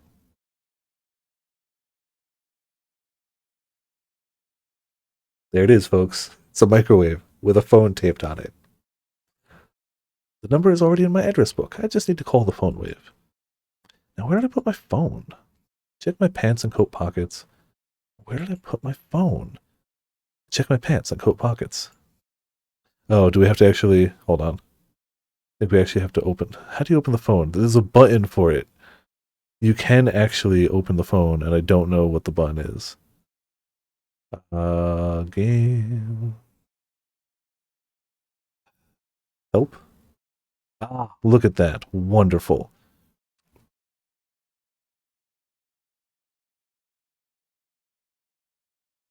That'll be Z or C then? Okay. No, damn it, I don't want to exit the game. Great. This is why I should save more often. Ah. Found my phone, guys. Found it. So we should probably open mailbox. Open outbox, no. Open address book. Phone wave. Call the phone wave. I know how to play video games, guys. I'm connected. Hello. This is the phone wave. Name. Subject to change. This is the voice of Mayushi Guidance, the system Daru programmed to operate the phone wave. Do you hear Mayushi's voice? Be quiet, I'm trying to listen.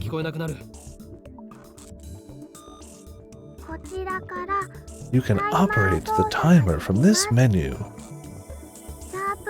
After pushing the pound button, please enter the heating time in seconds. For example, press pound 60 for 1 minute. For 2 minutes, press pound 120. Entering the command properly will cause the phone wave, name subject to change, to function like a normal microwave. Instead, we're going to deliberately mess up and enter 120 pound. Oh. Got it, guys. I know how to use a phone. We've ascended. We've learned. We got this. That should do it. This method was originally a simple mistake on Mayuri's part, but it somehow starts the freezing process. The phone wave, name subject to change, comes to life. The turntable begins to rotate. Nice turntable, right? It's even spinning backwards. Hearing pound called. Yeah, that's true. I'm old. Like, in context, that's what it is, in context. If I see it on Twitter, it's clearly hashtag, but when you see it on a phone, it's the pound sign. Like, I'll die by these. I'll die on this hill. Backwards. I never noticed that. That might have serious implications. If we look at quantum critical behavior driven by Hand's rule. Yeah. No. Viper old, yep. Not Hand's rule? No. Okay. She's like, oh, we're fine. Oh, hold on. So we know the phone. Is there a quick way to go to screenshot button? Helpful. I enter text scroll tips. I was hoping there would be a quick way to get to the tips. Yes, F4 if we want to. Damn it! No, I don't want to exit the cave. There you go. The rules governing the placement of an atom's electrons. Orbitals of the same energy are each filled with one electron of the same spin before any are filled with second, also known as Hund's rule of maximum multiplicity. Oh, so it's a real science thing. Okay. The three of us wait and stare at the bananas. After 120 seconds pass, the microwave chimes. Larry takes the bananas out. Gel bananas are ready. The bananas have become not bananas. Gelatinous blobs coated with a thin membrane. After Mayuri discovered that the phone wave, name subject to change, had a freezing function, we attempted to freeze a bunch of bananas. This is what happened. It just gets more confusing each time. Daru, you wouldn't mind eating one of these, would you? Of course you wouldn't. It's for science. Your sacrifice will be forever remembered. They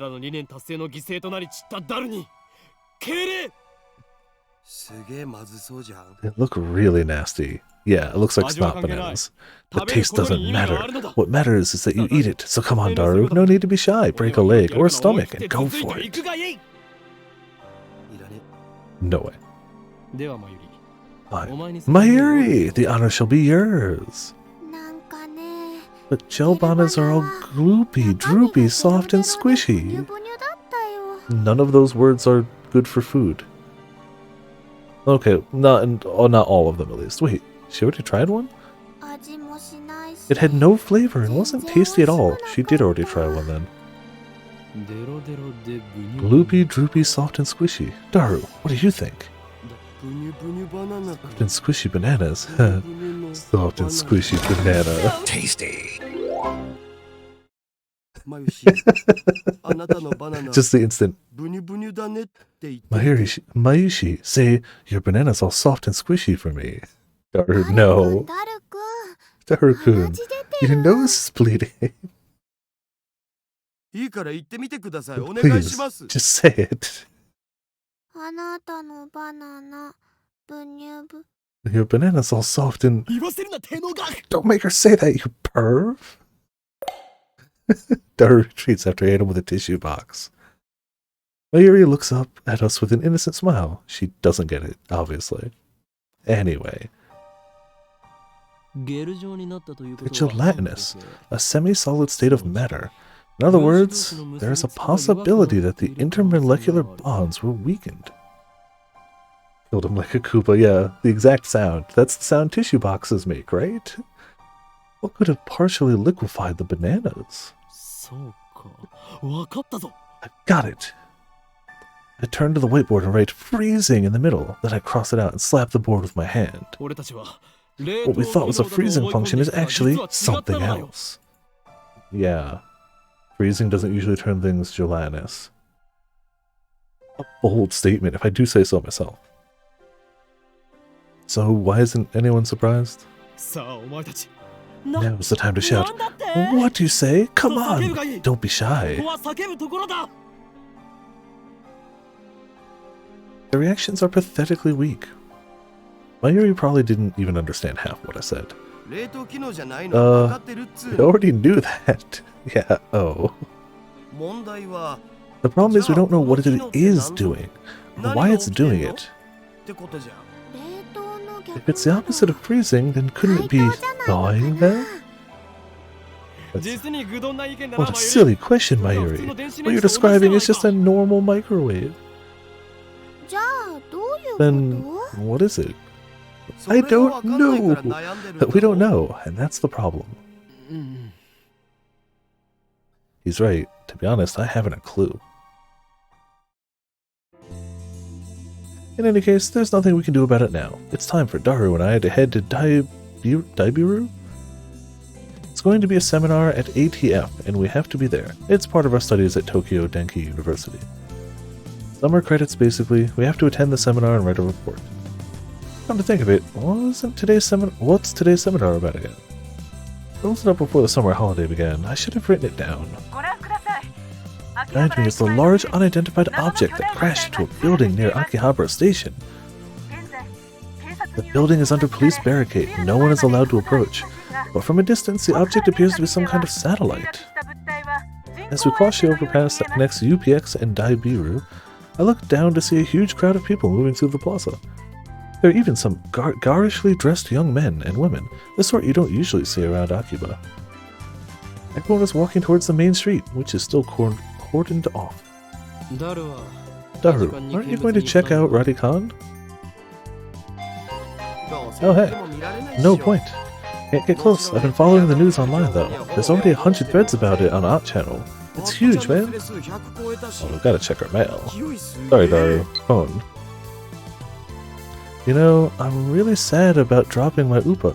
It's worse than last year when I missed buying Fatty Garo Froggy. Oh, yeah, so the way this works is you get to choose which of these words to reply with. You can reply based off the Froggy or the UPA. What should we choose? It's clearly important.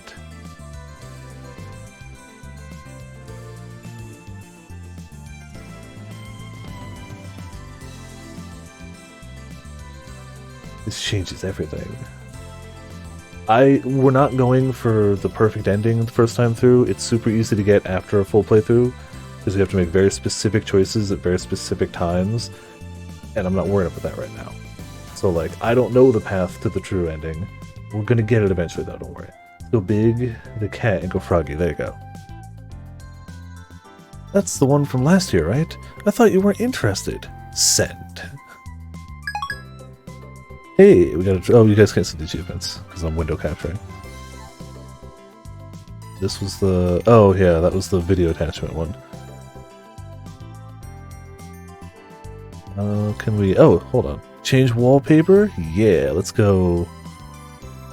That's too... No. Honestly, I like the blue. Phone ringtone. Kind of like that one. I feel like we already have that for our text tone. Gotta love the very recent ringtones. The old like MIDI ringtones. I think we'll just leave it at default for now. Okay. Oh, so that's why he was staring at his phone earlier. We enter Daibiru and take the elevator to the 5th floor ATF assembly hall. Man, feel that AC? I'm alive. That is the feeling I have when I go into an air-conditioned building. After not being in one. Absolutely. Unlike the lab, Daibiru has air conditioning. Yet another reason for our diligent participation in the seminar. Yeah. Not the phone wave, named subject to change. I might have found our answer. Everything's magic. AC is absolutely low. You know that name subject to change thing is really annoying. I won't give in that easily. Even if no other lab members use name subject to change, I will carry on until the day we decide its true name. That's not the time. So what's your latest ridiculous theory? What do you mean ridiculous? My genius brain considers every possibility, even those a lesser mind would say breaks the laws of nature. Don't you dare call that ridiculous. So basically, you're just pulling stuff out of your ass. You can't call that science. Daru, I have a hunch that the phone wave, name subject to change, may be the key to opening Steins' gate. How's that? Steins? What? You lost me back at ridiculous, man. The chime signals our arrival on the 5th floor. The elevator doors open slowly. As we step out of the elevator... Ah! I bump into someone. I quickly grab the person's shoulder to keep them from falling. I'm sorry. Oh, why hello there. What? It's a girl. I recognize her. It's a girl, he says, as if the like high-pitched wasn't like a sign. You. Impossible. Chills run down my spine. I stare at her face in disbelief. I saw this girl just 3 hours ago. Makise Krisu. Is there something wrong? Krisu frowns and tries to back away, but I don't let go of her shoulder. My grip tightens. Ow! You! You should be dead! Why are you here? And this is the point where any normal person would be like, I need to run away from this guy. I need to... There's something wrong. I'm gonna go now. Bumped into me, is hurting my shoulder, stares at me, mouth agape, and says, you should be dead. And you're even... There isn't a single bloodstain on her clothes, and they're the same ones she was wearing when I found her. That's some serious stranger danger, yes. Only a serious wound would have produced that much blood. Yet as far as I can tell, she's completely uninjured. Not a scratch. Hey, it hurts. Let me go. Yusu pushes me away. Then she shoots me a wary glance. A well-deserved wary glance. I realize that I'm gasping in disbelief. What's wrong with you?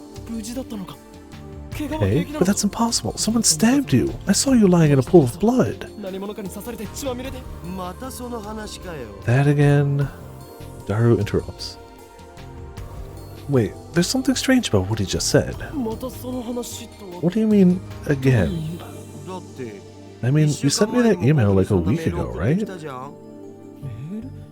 Sent you an email? Don't be ridiculous. I saw her dead just 3 hours ago. Hey, could you not talk about me like that? I'm perfectly fine. You know, that message was kind of weird. It was dated a week after I got it, which means it came from the future. It came from the future? That sounds like something you'd read on the internet, Daru. It's rare for you to talk about ridiculous theories.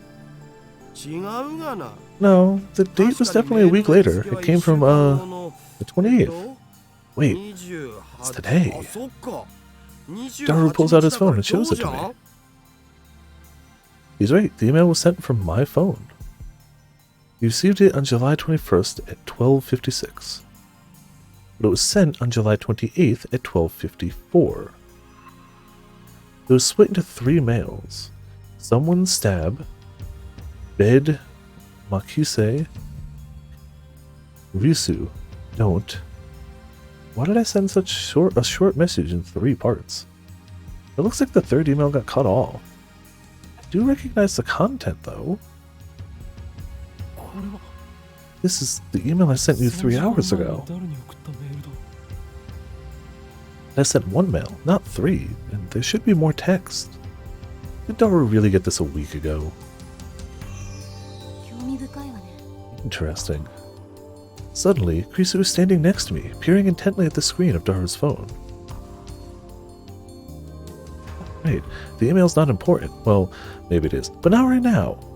The real question is, why is she still alive? Is she an illusion? No, an evil spirit? Am I haunted? I don't believe in such unscientific drivel. I'm a mad scientist.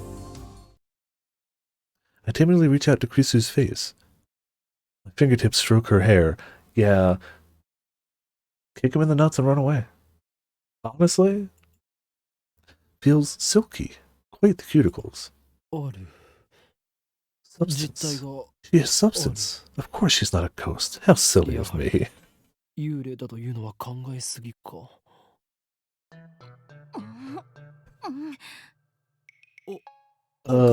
Ocarina? I don't think that's a good idea. I poke Krisu's cheek with my fingers. Such softness. Dead bodies don't feel like this. Not that I've ever touched one. Hey. Wait a minute. We already touched when I bumped into her coming out of the elevator. I even grabbed her shoulder before being pushed away. I still doubted that she had substance? That's just proof of how confused I am. If she's alive, then what did I see back at Radicon? What was that scream I heard? Were they hallucinations? Just like that mass disappearance? That's right, she was stabbed. Maybe she's just hiding her wounds. This requires further investigation. I grabbed the hem of her blouse and slowly lift it. Are you trying to get yourself arrested? I just want to know the truth. Ooh, come on, dude. I stare straight back at Krisu as she trembles with anger and lift her blouse a little higher. The truth, you perv! You stupid! Wanna die? She pushes my hand away. Louise-chan's famous line for the win. Fictional, the main heroine of the anime The Familiar of Ten, a tsundere. Voice actress is the Queen of Tsundere, Sugimiya Rei, nicknamed Sugyu? For a scientist, yes, he clearly has some, not all the bulbs are lit. Daru shouts something silly, but I ignore him and press Krisu. I know what I saw. No way. Did you just see my under... Krisu's face turns bright red. She firmly pulls her blouse down. No, you fool, not that.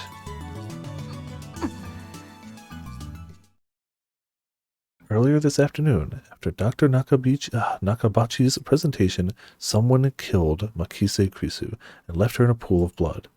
I carefully explained everything that I saw. Wait, Dr. Nakabachi? What are you talking about, Ocarina? Dr. Nakabachi's presentation was cancelled. Cancelled? Yeah, because of the satellite crash. Something's wrong. Our stories aren't matching. It's the same thing that happened right after I saw the mass disappearance. Mayuri's story didn't match mine. I need to know. Am I caught in some sinister plot? Yes, a visual novel plot.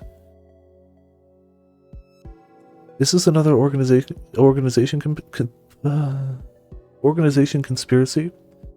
So the game starts, you're going to this professor's like talk about time travel.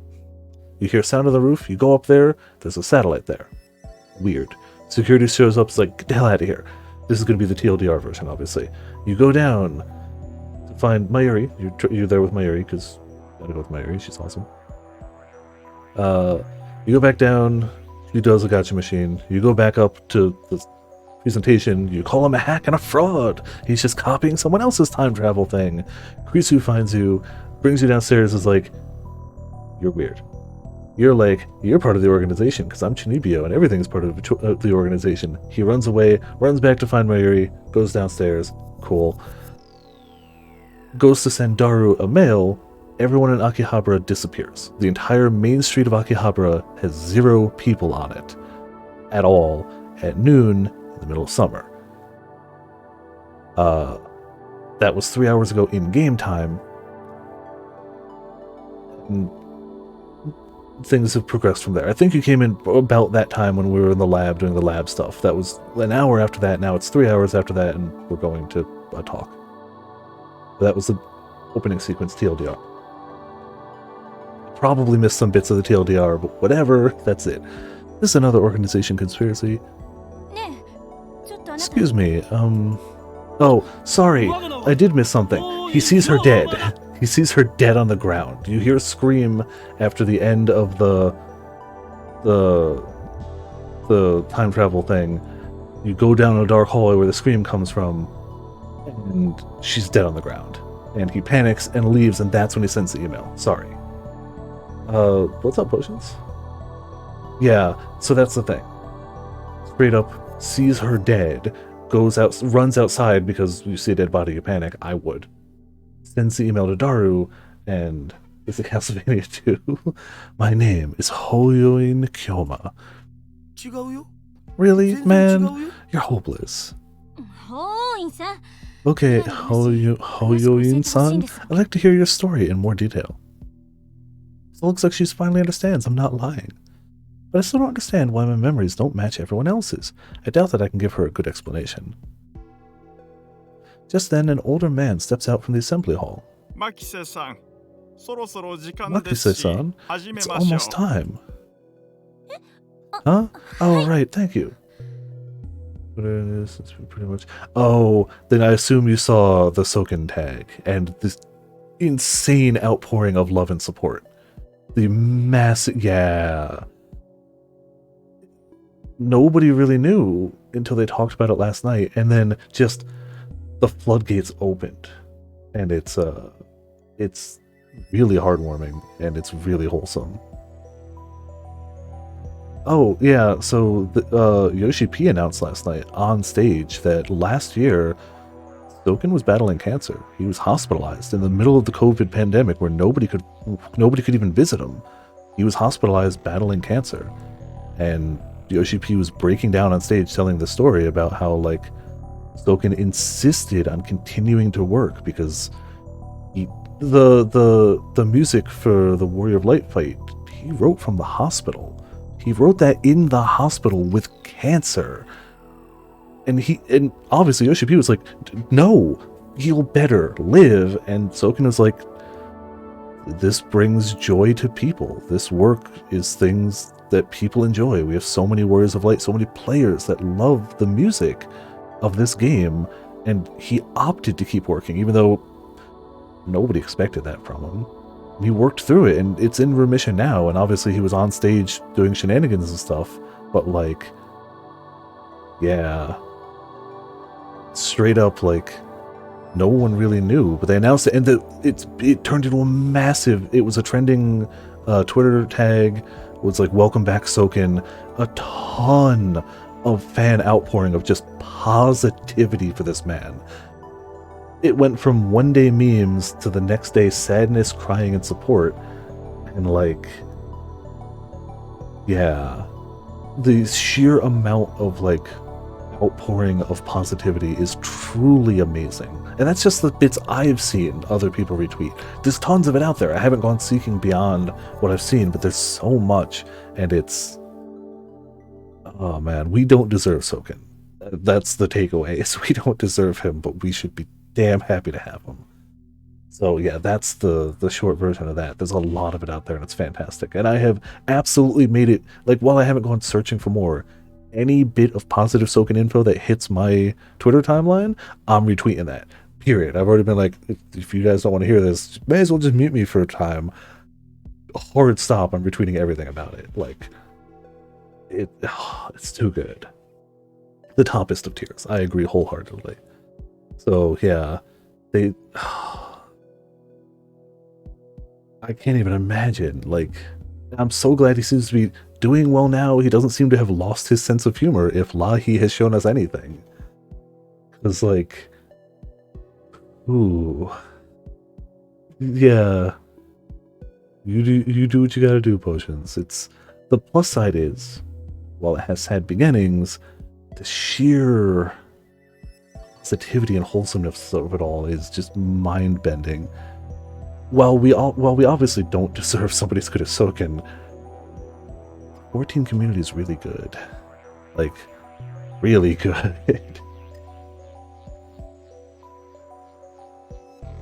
As a whole.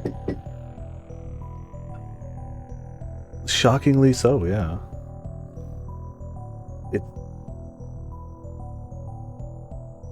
Yeah, it leans on the memes, but what doesn't? But, like,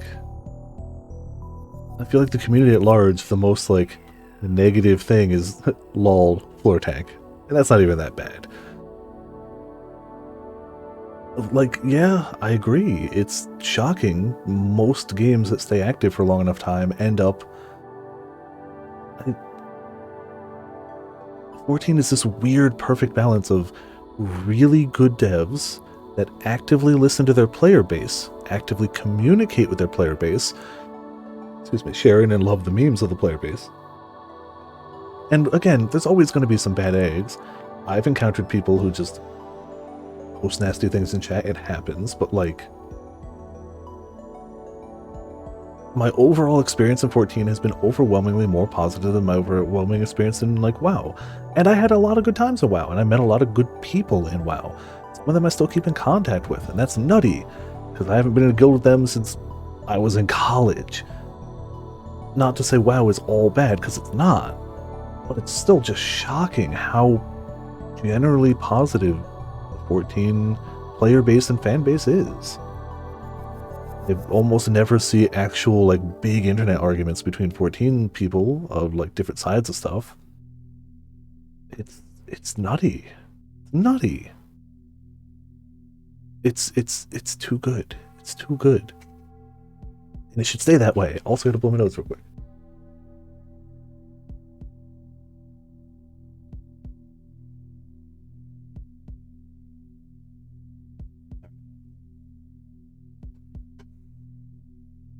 But yeah, that's the stuff. They did that right before the live concert, and like that video made its rounds. I did end up watching the whole concert, which is great. Being mainly PvE helps. Yes. Absolutely. Absolutely it does. The dev team communicating also helps a lot. PvP is fun. I see why people like PvP in certain games. However, PvP inherently generates salt. It just does. There will always be a side that wins and a side that loses, and the side that loses is going to hate the side that wins. It's just how it goes. It's like, and I know people who play games exclusively for PvP, but like, yeah, PvP is salty. It's just a thing. And maybe that's why I saw more salt in WoW. I played on a world PvP server back when those were a thing, where anybody could just drop down at any point and just kill you. So like, maybe that's part of it. I don't know. Maybe if I played on a PvE RP server or something, it wouldn't have had such experiences, but who knows. Back to the game. But yeah, like, that was an emotional video to watch. There's a whole video out there of like Yoshi P breaking down telling that story on stage. But they used to. Oh, that's the worst when they used to and then they stop. It's bad because I can see Grinding Gear games. Not see it happening, I can imagine it happening because the Path of Exile player base is mean. It's just mean. It's super toxic and negative. Super bad.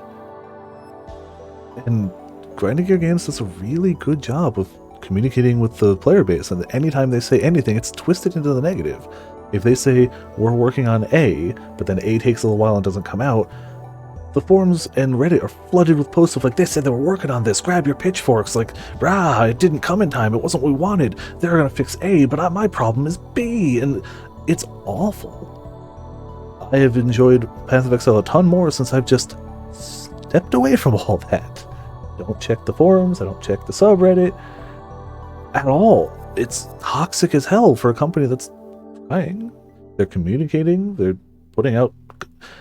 What other game besides Path of Exile 14 puts out large batches of quality content for a free-to-play game every 3 months consistently, with new balance changes, new skills, new league content consistently for free, and quality stuff, and people are just Fire Emblem Heroes, fair, free. I love Path of Exile, and I love the state the game's in now. I love the state the game used to be in. I like them both. It's made great steps, and the community just hates the game. I don't get it. I don't get it. So seeing things like that and coming off of WoW, it really makes 14 seem that much more special. Like, the game's already a fun game to play with friends. It's already fantastic. And a bunch of my D&D friends are getting into it now too. Hell yeah. The only downside being half of them have picked warrior now, and it's just like, we have a lot of tanks. Cool. Whatever. We'll roll with that. But yeah, the short version is 14 is special. It's very good. Great community, great devs. The sheer, like, camaraderie you can see between the devs when you see them live, like, you can tell, at least every person we saw, there's probably way more people working on those games that we didn't see at the FanFest, but everybody there, you could tell, like, they were friends with Yoshi P. You could tell they got along. Nobody there was like, maybe they just wouldn't bring the people who didn't like and want to be there. That's always possible too. But like, you could really tell, like, just people seem to like working on that game and like being a part of that team and like each other. And that goes a long way too. Sure, they're all doing a job and working, but like, they seem to be working well together. For real now though, gotta go back to the game. 14's fantastic. Anybody watching this archive, if you haven't tried Final Fantasy 14, it's got a great free trial, you should give it a shot. The community's fantastic, the world's fun, the story gets fantastic, it starts a little slow. Really good, really good. Risu glances at me one more time. Then she sighs and heads towards the small conference room. We should go too. Go where? 14 advertisement stream. I mean, always. To hear the lecture, duh. Ah, that. Daru follows after Krisu. Did she come to attend the lecture too? Strange. Why would the girl genius, Makise Krisu, need to attend a lecture like this?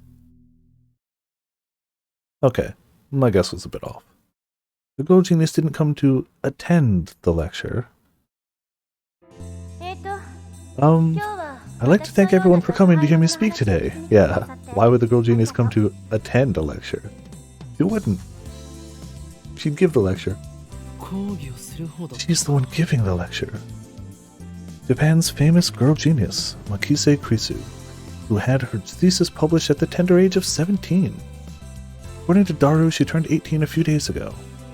I first heard about her when Daru pointed her out in a gossip magazine article. That's when he told me that she was going to be a guest at ATF. I've forgotten all about it. It's my first time giving a lecture like this, so please forgive me if I'm a little nervous. Also, I just had somebody try to lift up my shirt and grab me by the shoulder and shake me for this. Nervousness might be a thing. The audience is pretty mixed. It's mostly students like us, but there are also a couple of professors. And Krisu just gave me a sharp look. What did I do? What didn't you do? When I return her stare, she quickly averts her eyes. I don't care if she's a genius or whatever. I still don't like her. She may have these people fooled with her timid girl act, but I learned at Radikan how cunning and aggressive she really is. Even if her murder was some kind of hallucination, my judgment of her character is still correct. For today's lecture, I've been asked to speak on the subject of time travel. Not really my area of expertise, but I'll try my best. Time travel? Oh-ho. Let me start by saying that time travel is an absurd concept. Objection! Damn it, of course. The game does not shy away from references to things. At all. At all. If you couldn't tell. What? Every member of the audience, not just Krisu, is startled by my interruption. I can't imagine why they would be. It's normal. Obviously. Perhaps I'm being slightly rude here.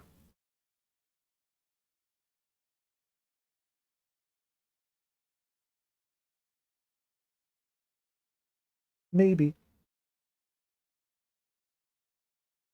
Little bit. But I'm not one to just sit and listen to some genius girl's drivel. It's presumptuous for you to claim that time travel is absurd. You magnificent fool. I mean, somewhere he is not, no. Sitting at my side, Daru throws me a small salute. That's why under the file for Chunibyo, they're like, him. It's him. The only thing he needs is a heckin' eye patch. That's it. He needs an eye patch to contain the power of his evil eye. That's it. ATF stats are approaching. Probably to kick me out. Perhaps I got too carried away. Perhaps. Okay. It's fine, I guess. It'll be easier to talk in a discussion format.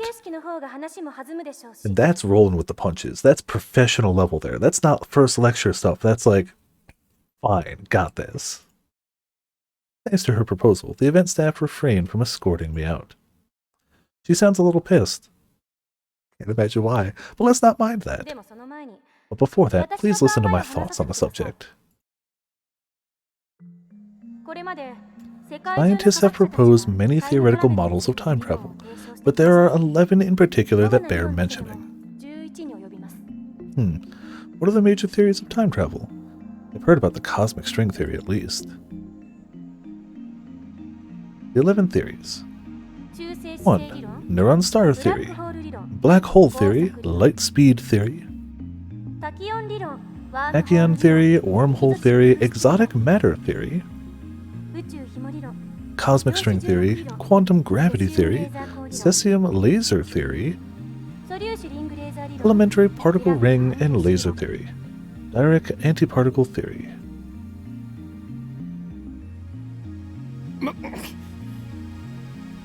Not bad. Perhaps Makise Krisu is a worthy rival after all. However, all of these models are purely theoretical. Some of them even contradict each other. Well, what if someone comes up with a 12th model? It should also be purely theoretical and probably contradict it, but it's okay. So, you're theorizing a theoretical model that doesn't... Right. It could be contradicted by the 13th model, now couldn't it? Damn, she twisted my question and used it against me. Touché, genius girl. Suddenly I feel eyes on me. Again, can't imagine why. Pumped up professors are giving me hard looks from across the room. Maybe I got too carried away. I don't want to risk losing my credits. I should back off for now. By the way, time travel to the future is available to us right now, according to Einstein's special theory of relativity. For example, let's say someone were to go to Haneda Airport and board a plane headed to Okinawa. Upon arrival, that person would be about 100 millionth of a second further into the future than I am. What does that mean? According to the special theory of relativity, time moves slower for objects as they approach the speed of light. For example, if you could run at near the speed of light, you could reach a point where time only moves half as fast for you. If you were to keep running at that speed for 24 hours, 48 hours would elapse in the rest of the world, meaning you would jump one day into the future. Understand, Hoyuin Kyoma? God, just calling him out, you know. Why are you singling me out?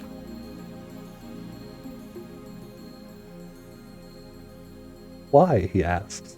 Why single him out? The guy standing in the middle of the audience of the lecture hall yelling objection, and that she's wrong. Why would she single him out? Can't imagine. I'm doing my best to hold back, but it looks like Makise Krisu wants to pick a fight.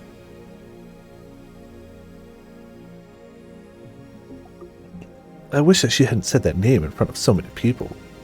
It's too great a risk to let others know my true name. That's not really time travel, is it? Who assaulted them interrupted their lecture, I know. Now a professor calmly makes an objection.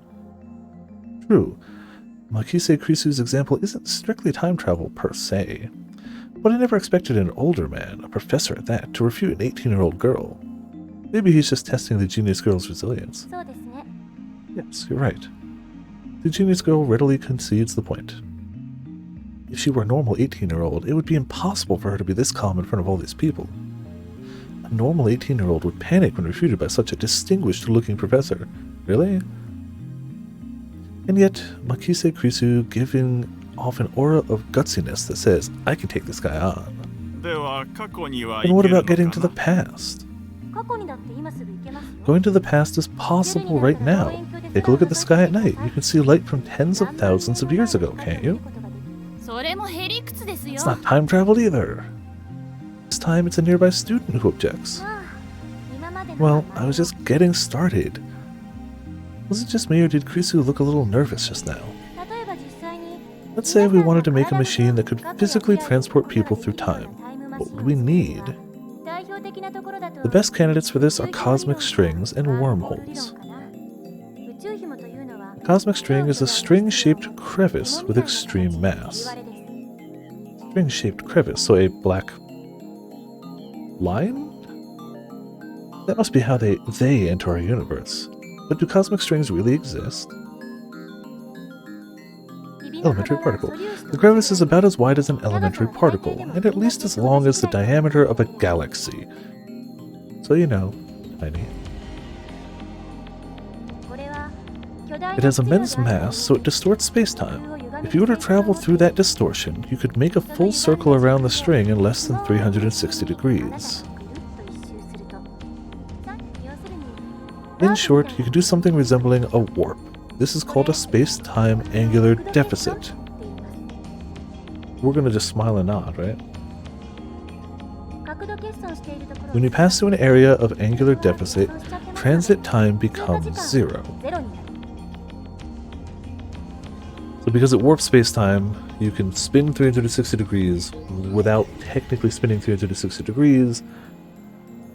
And when you're passing through that bit that's extra, we'll just say, or whatever, transit time is magic. It's magic. It's particle magic.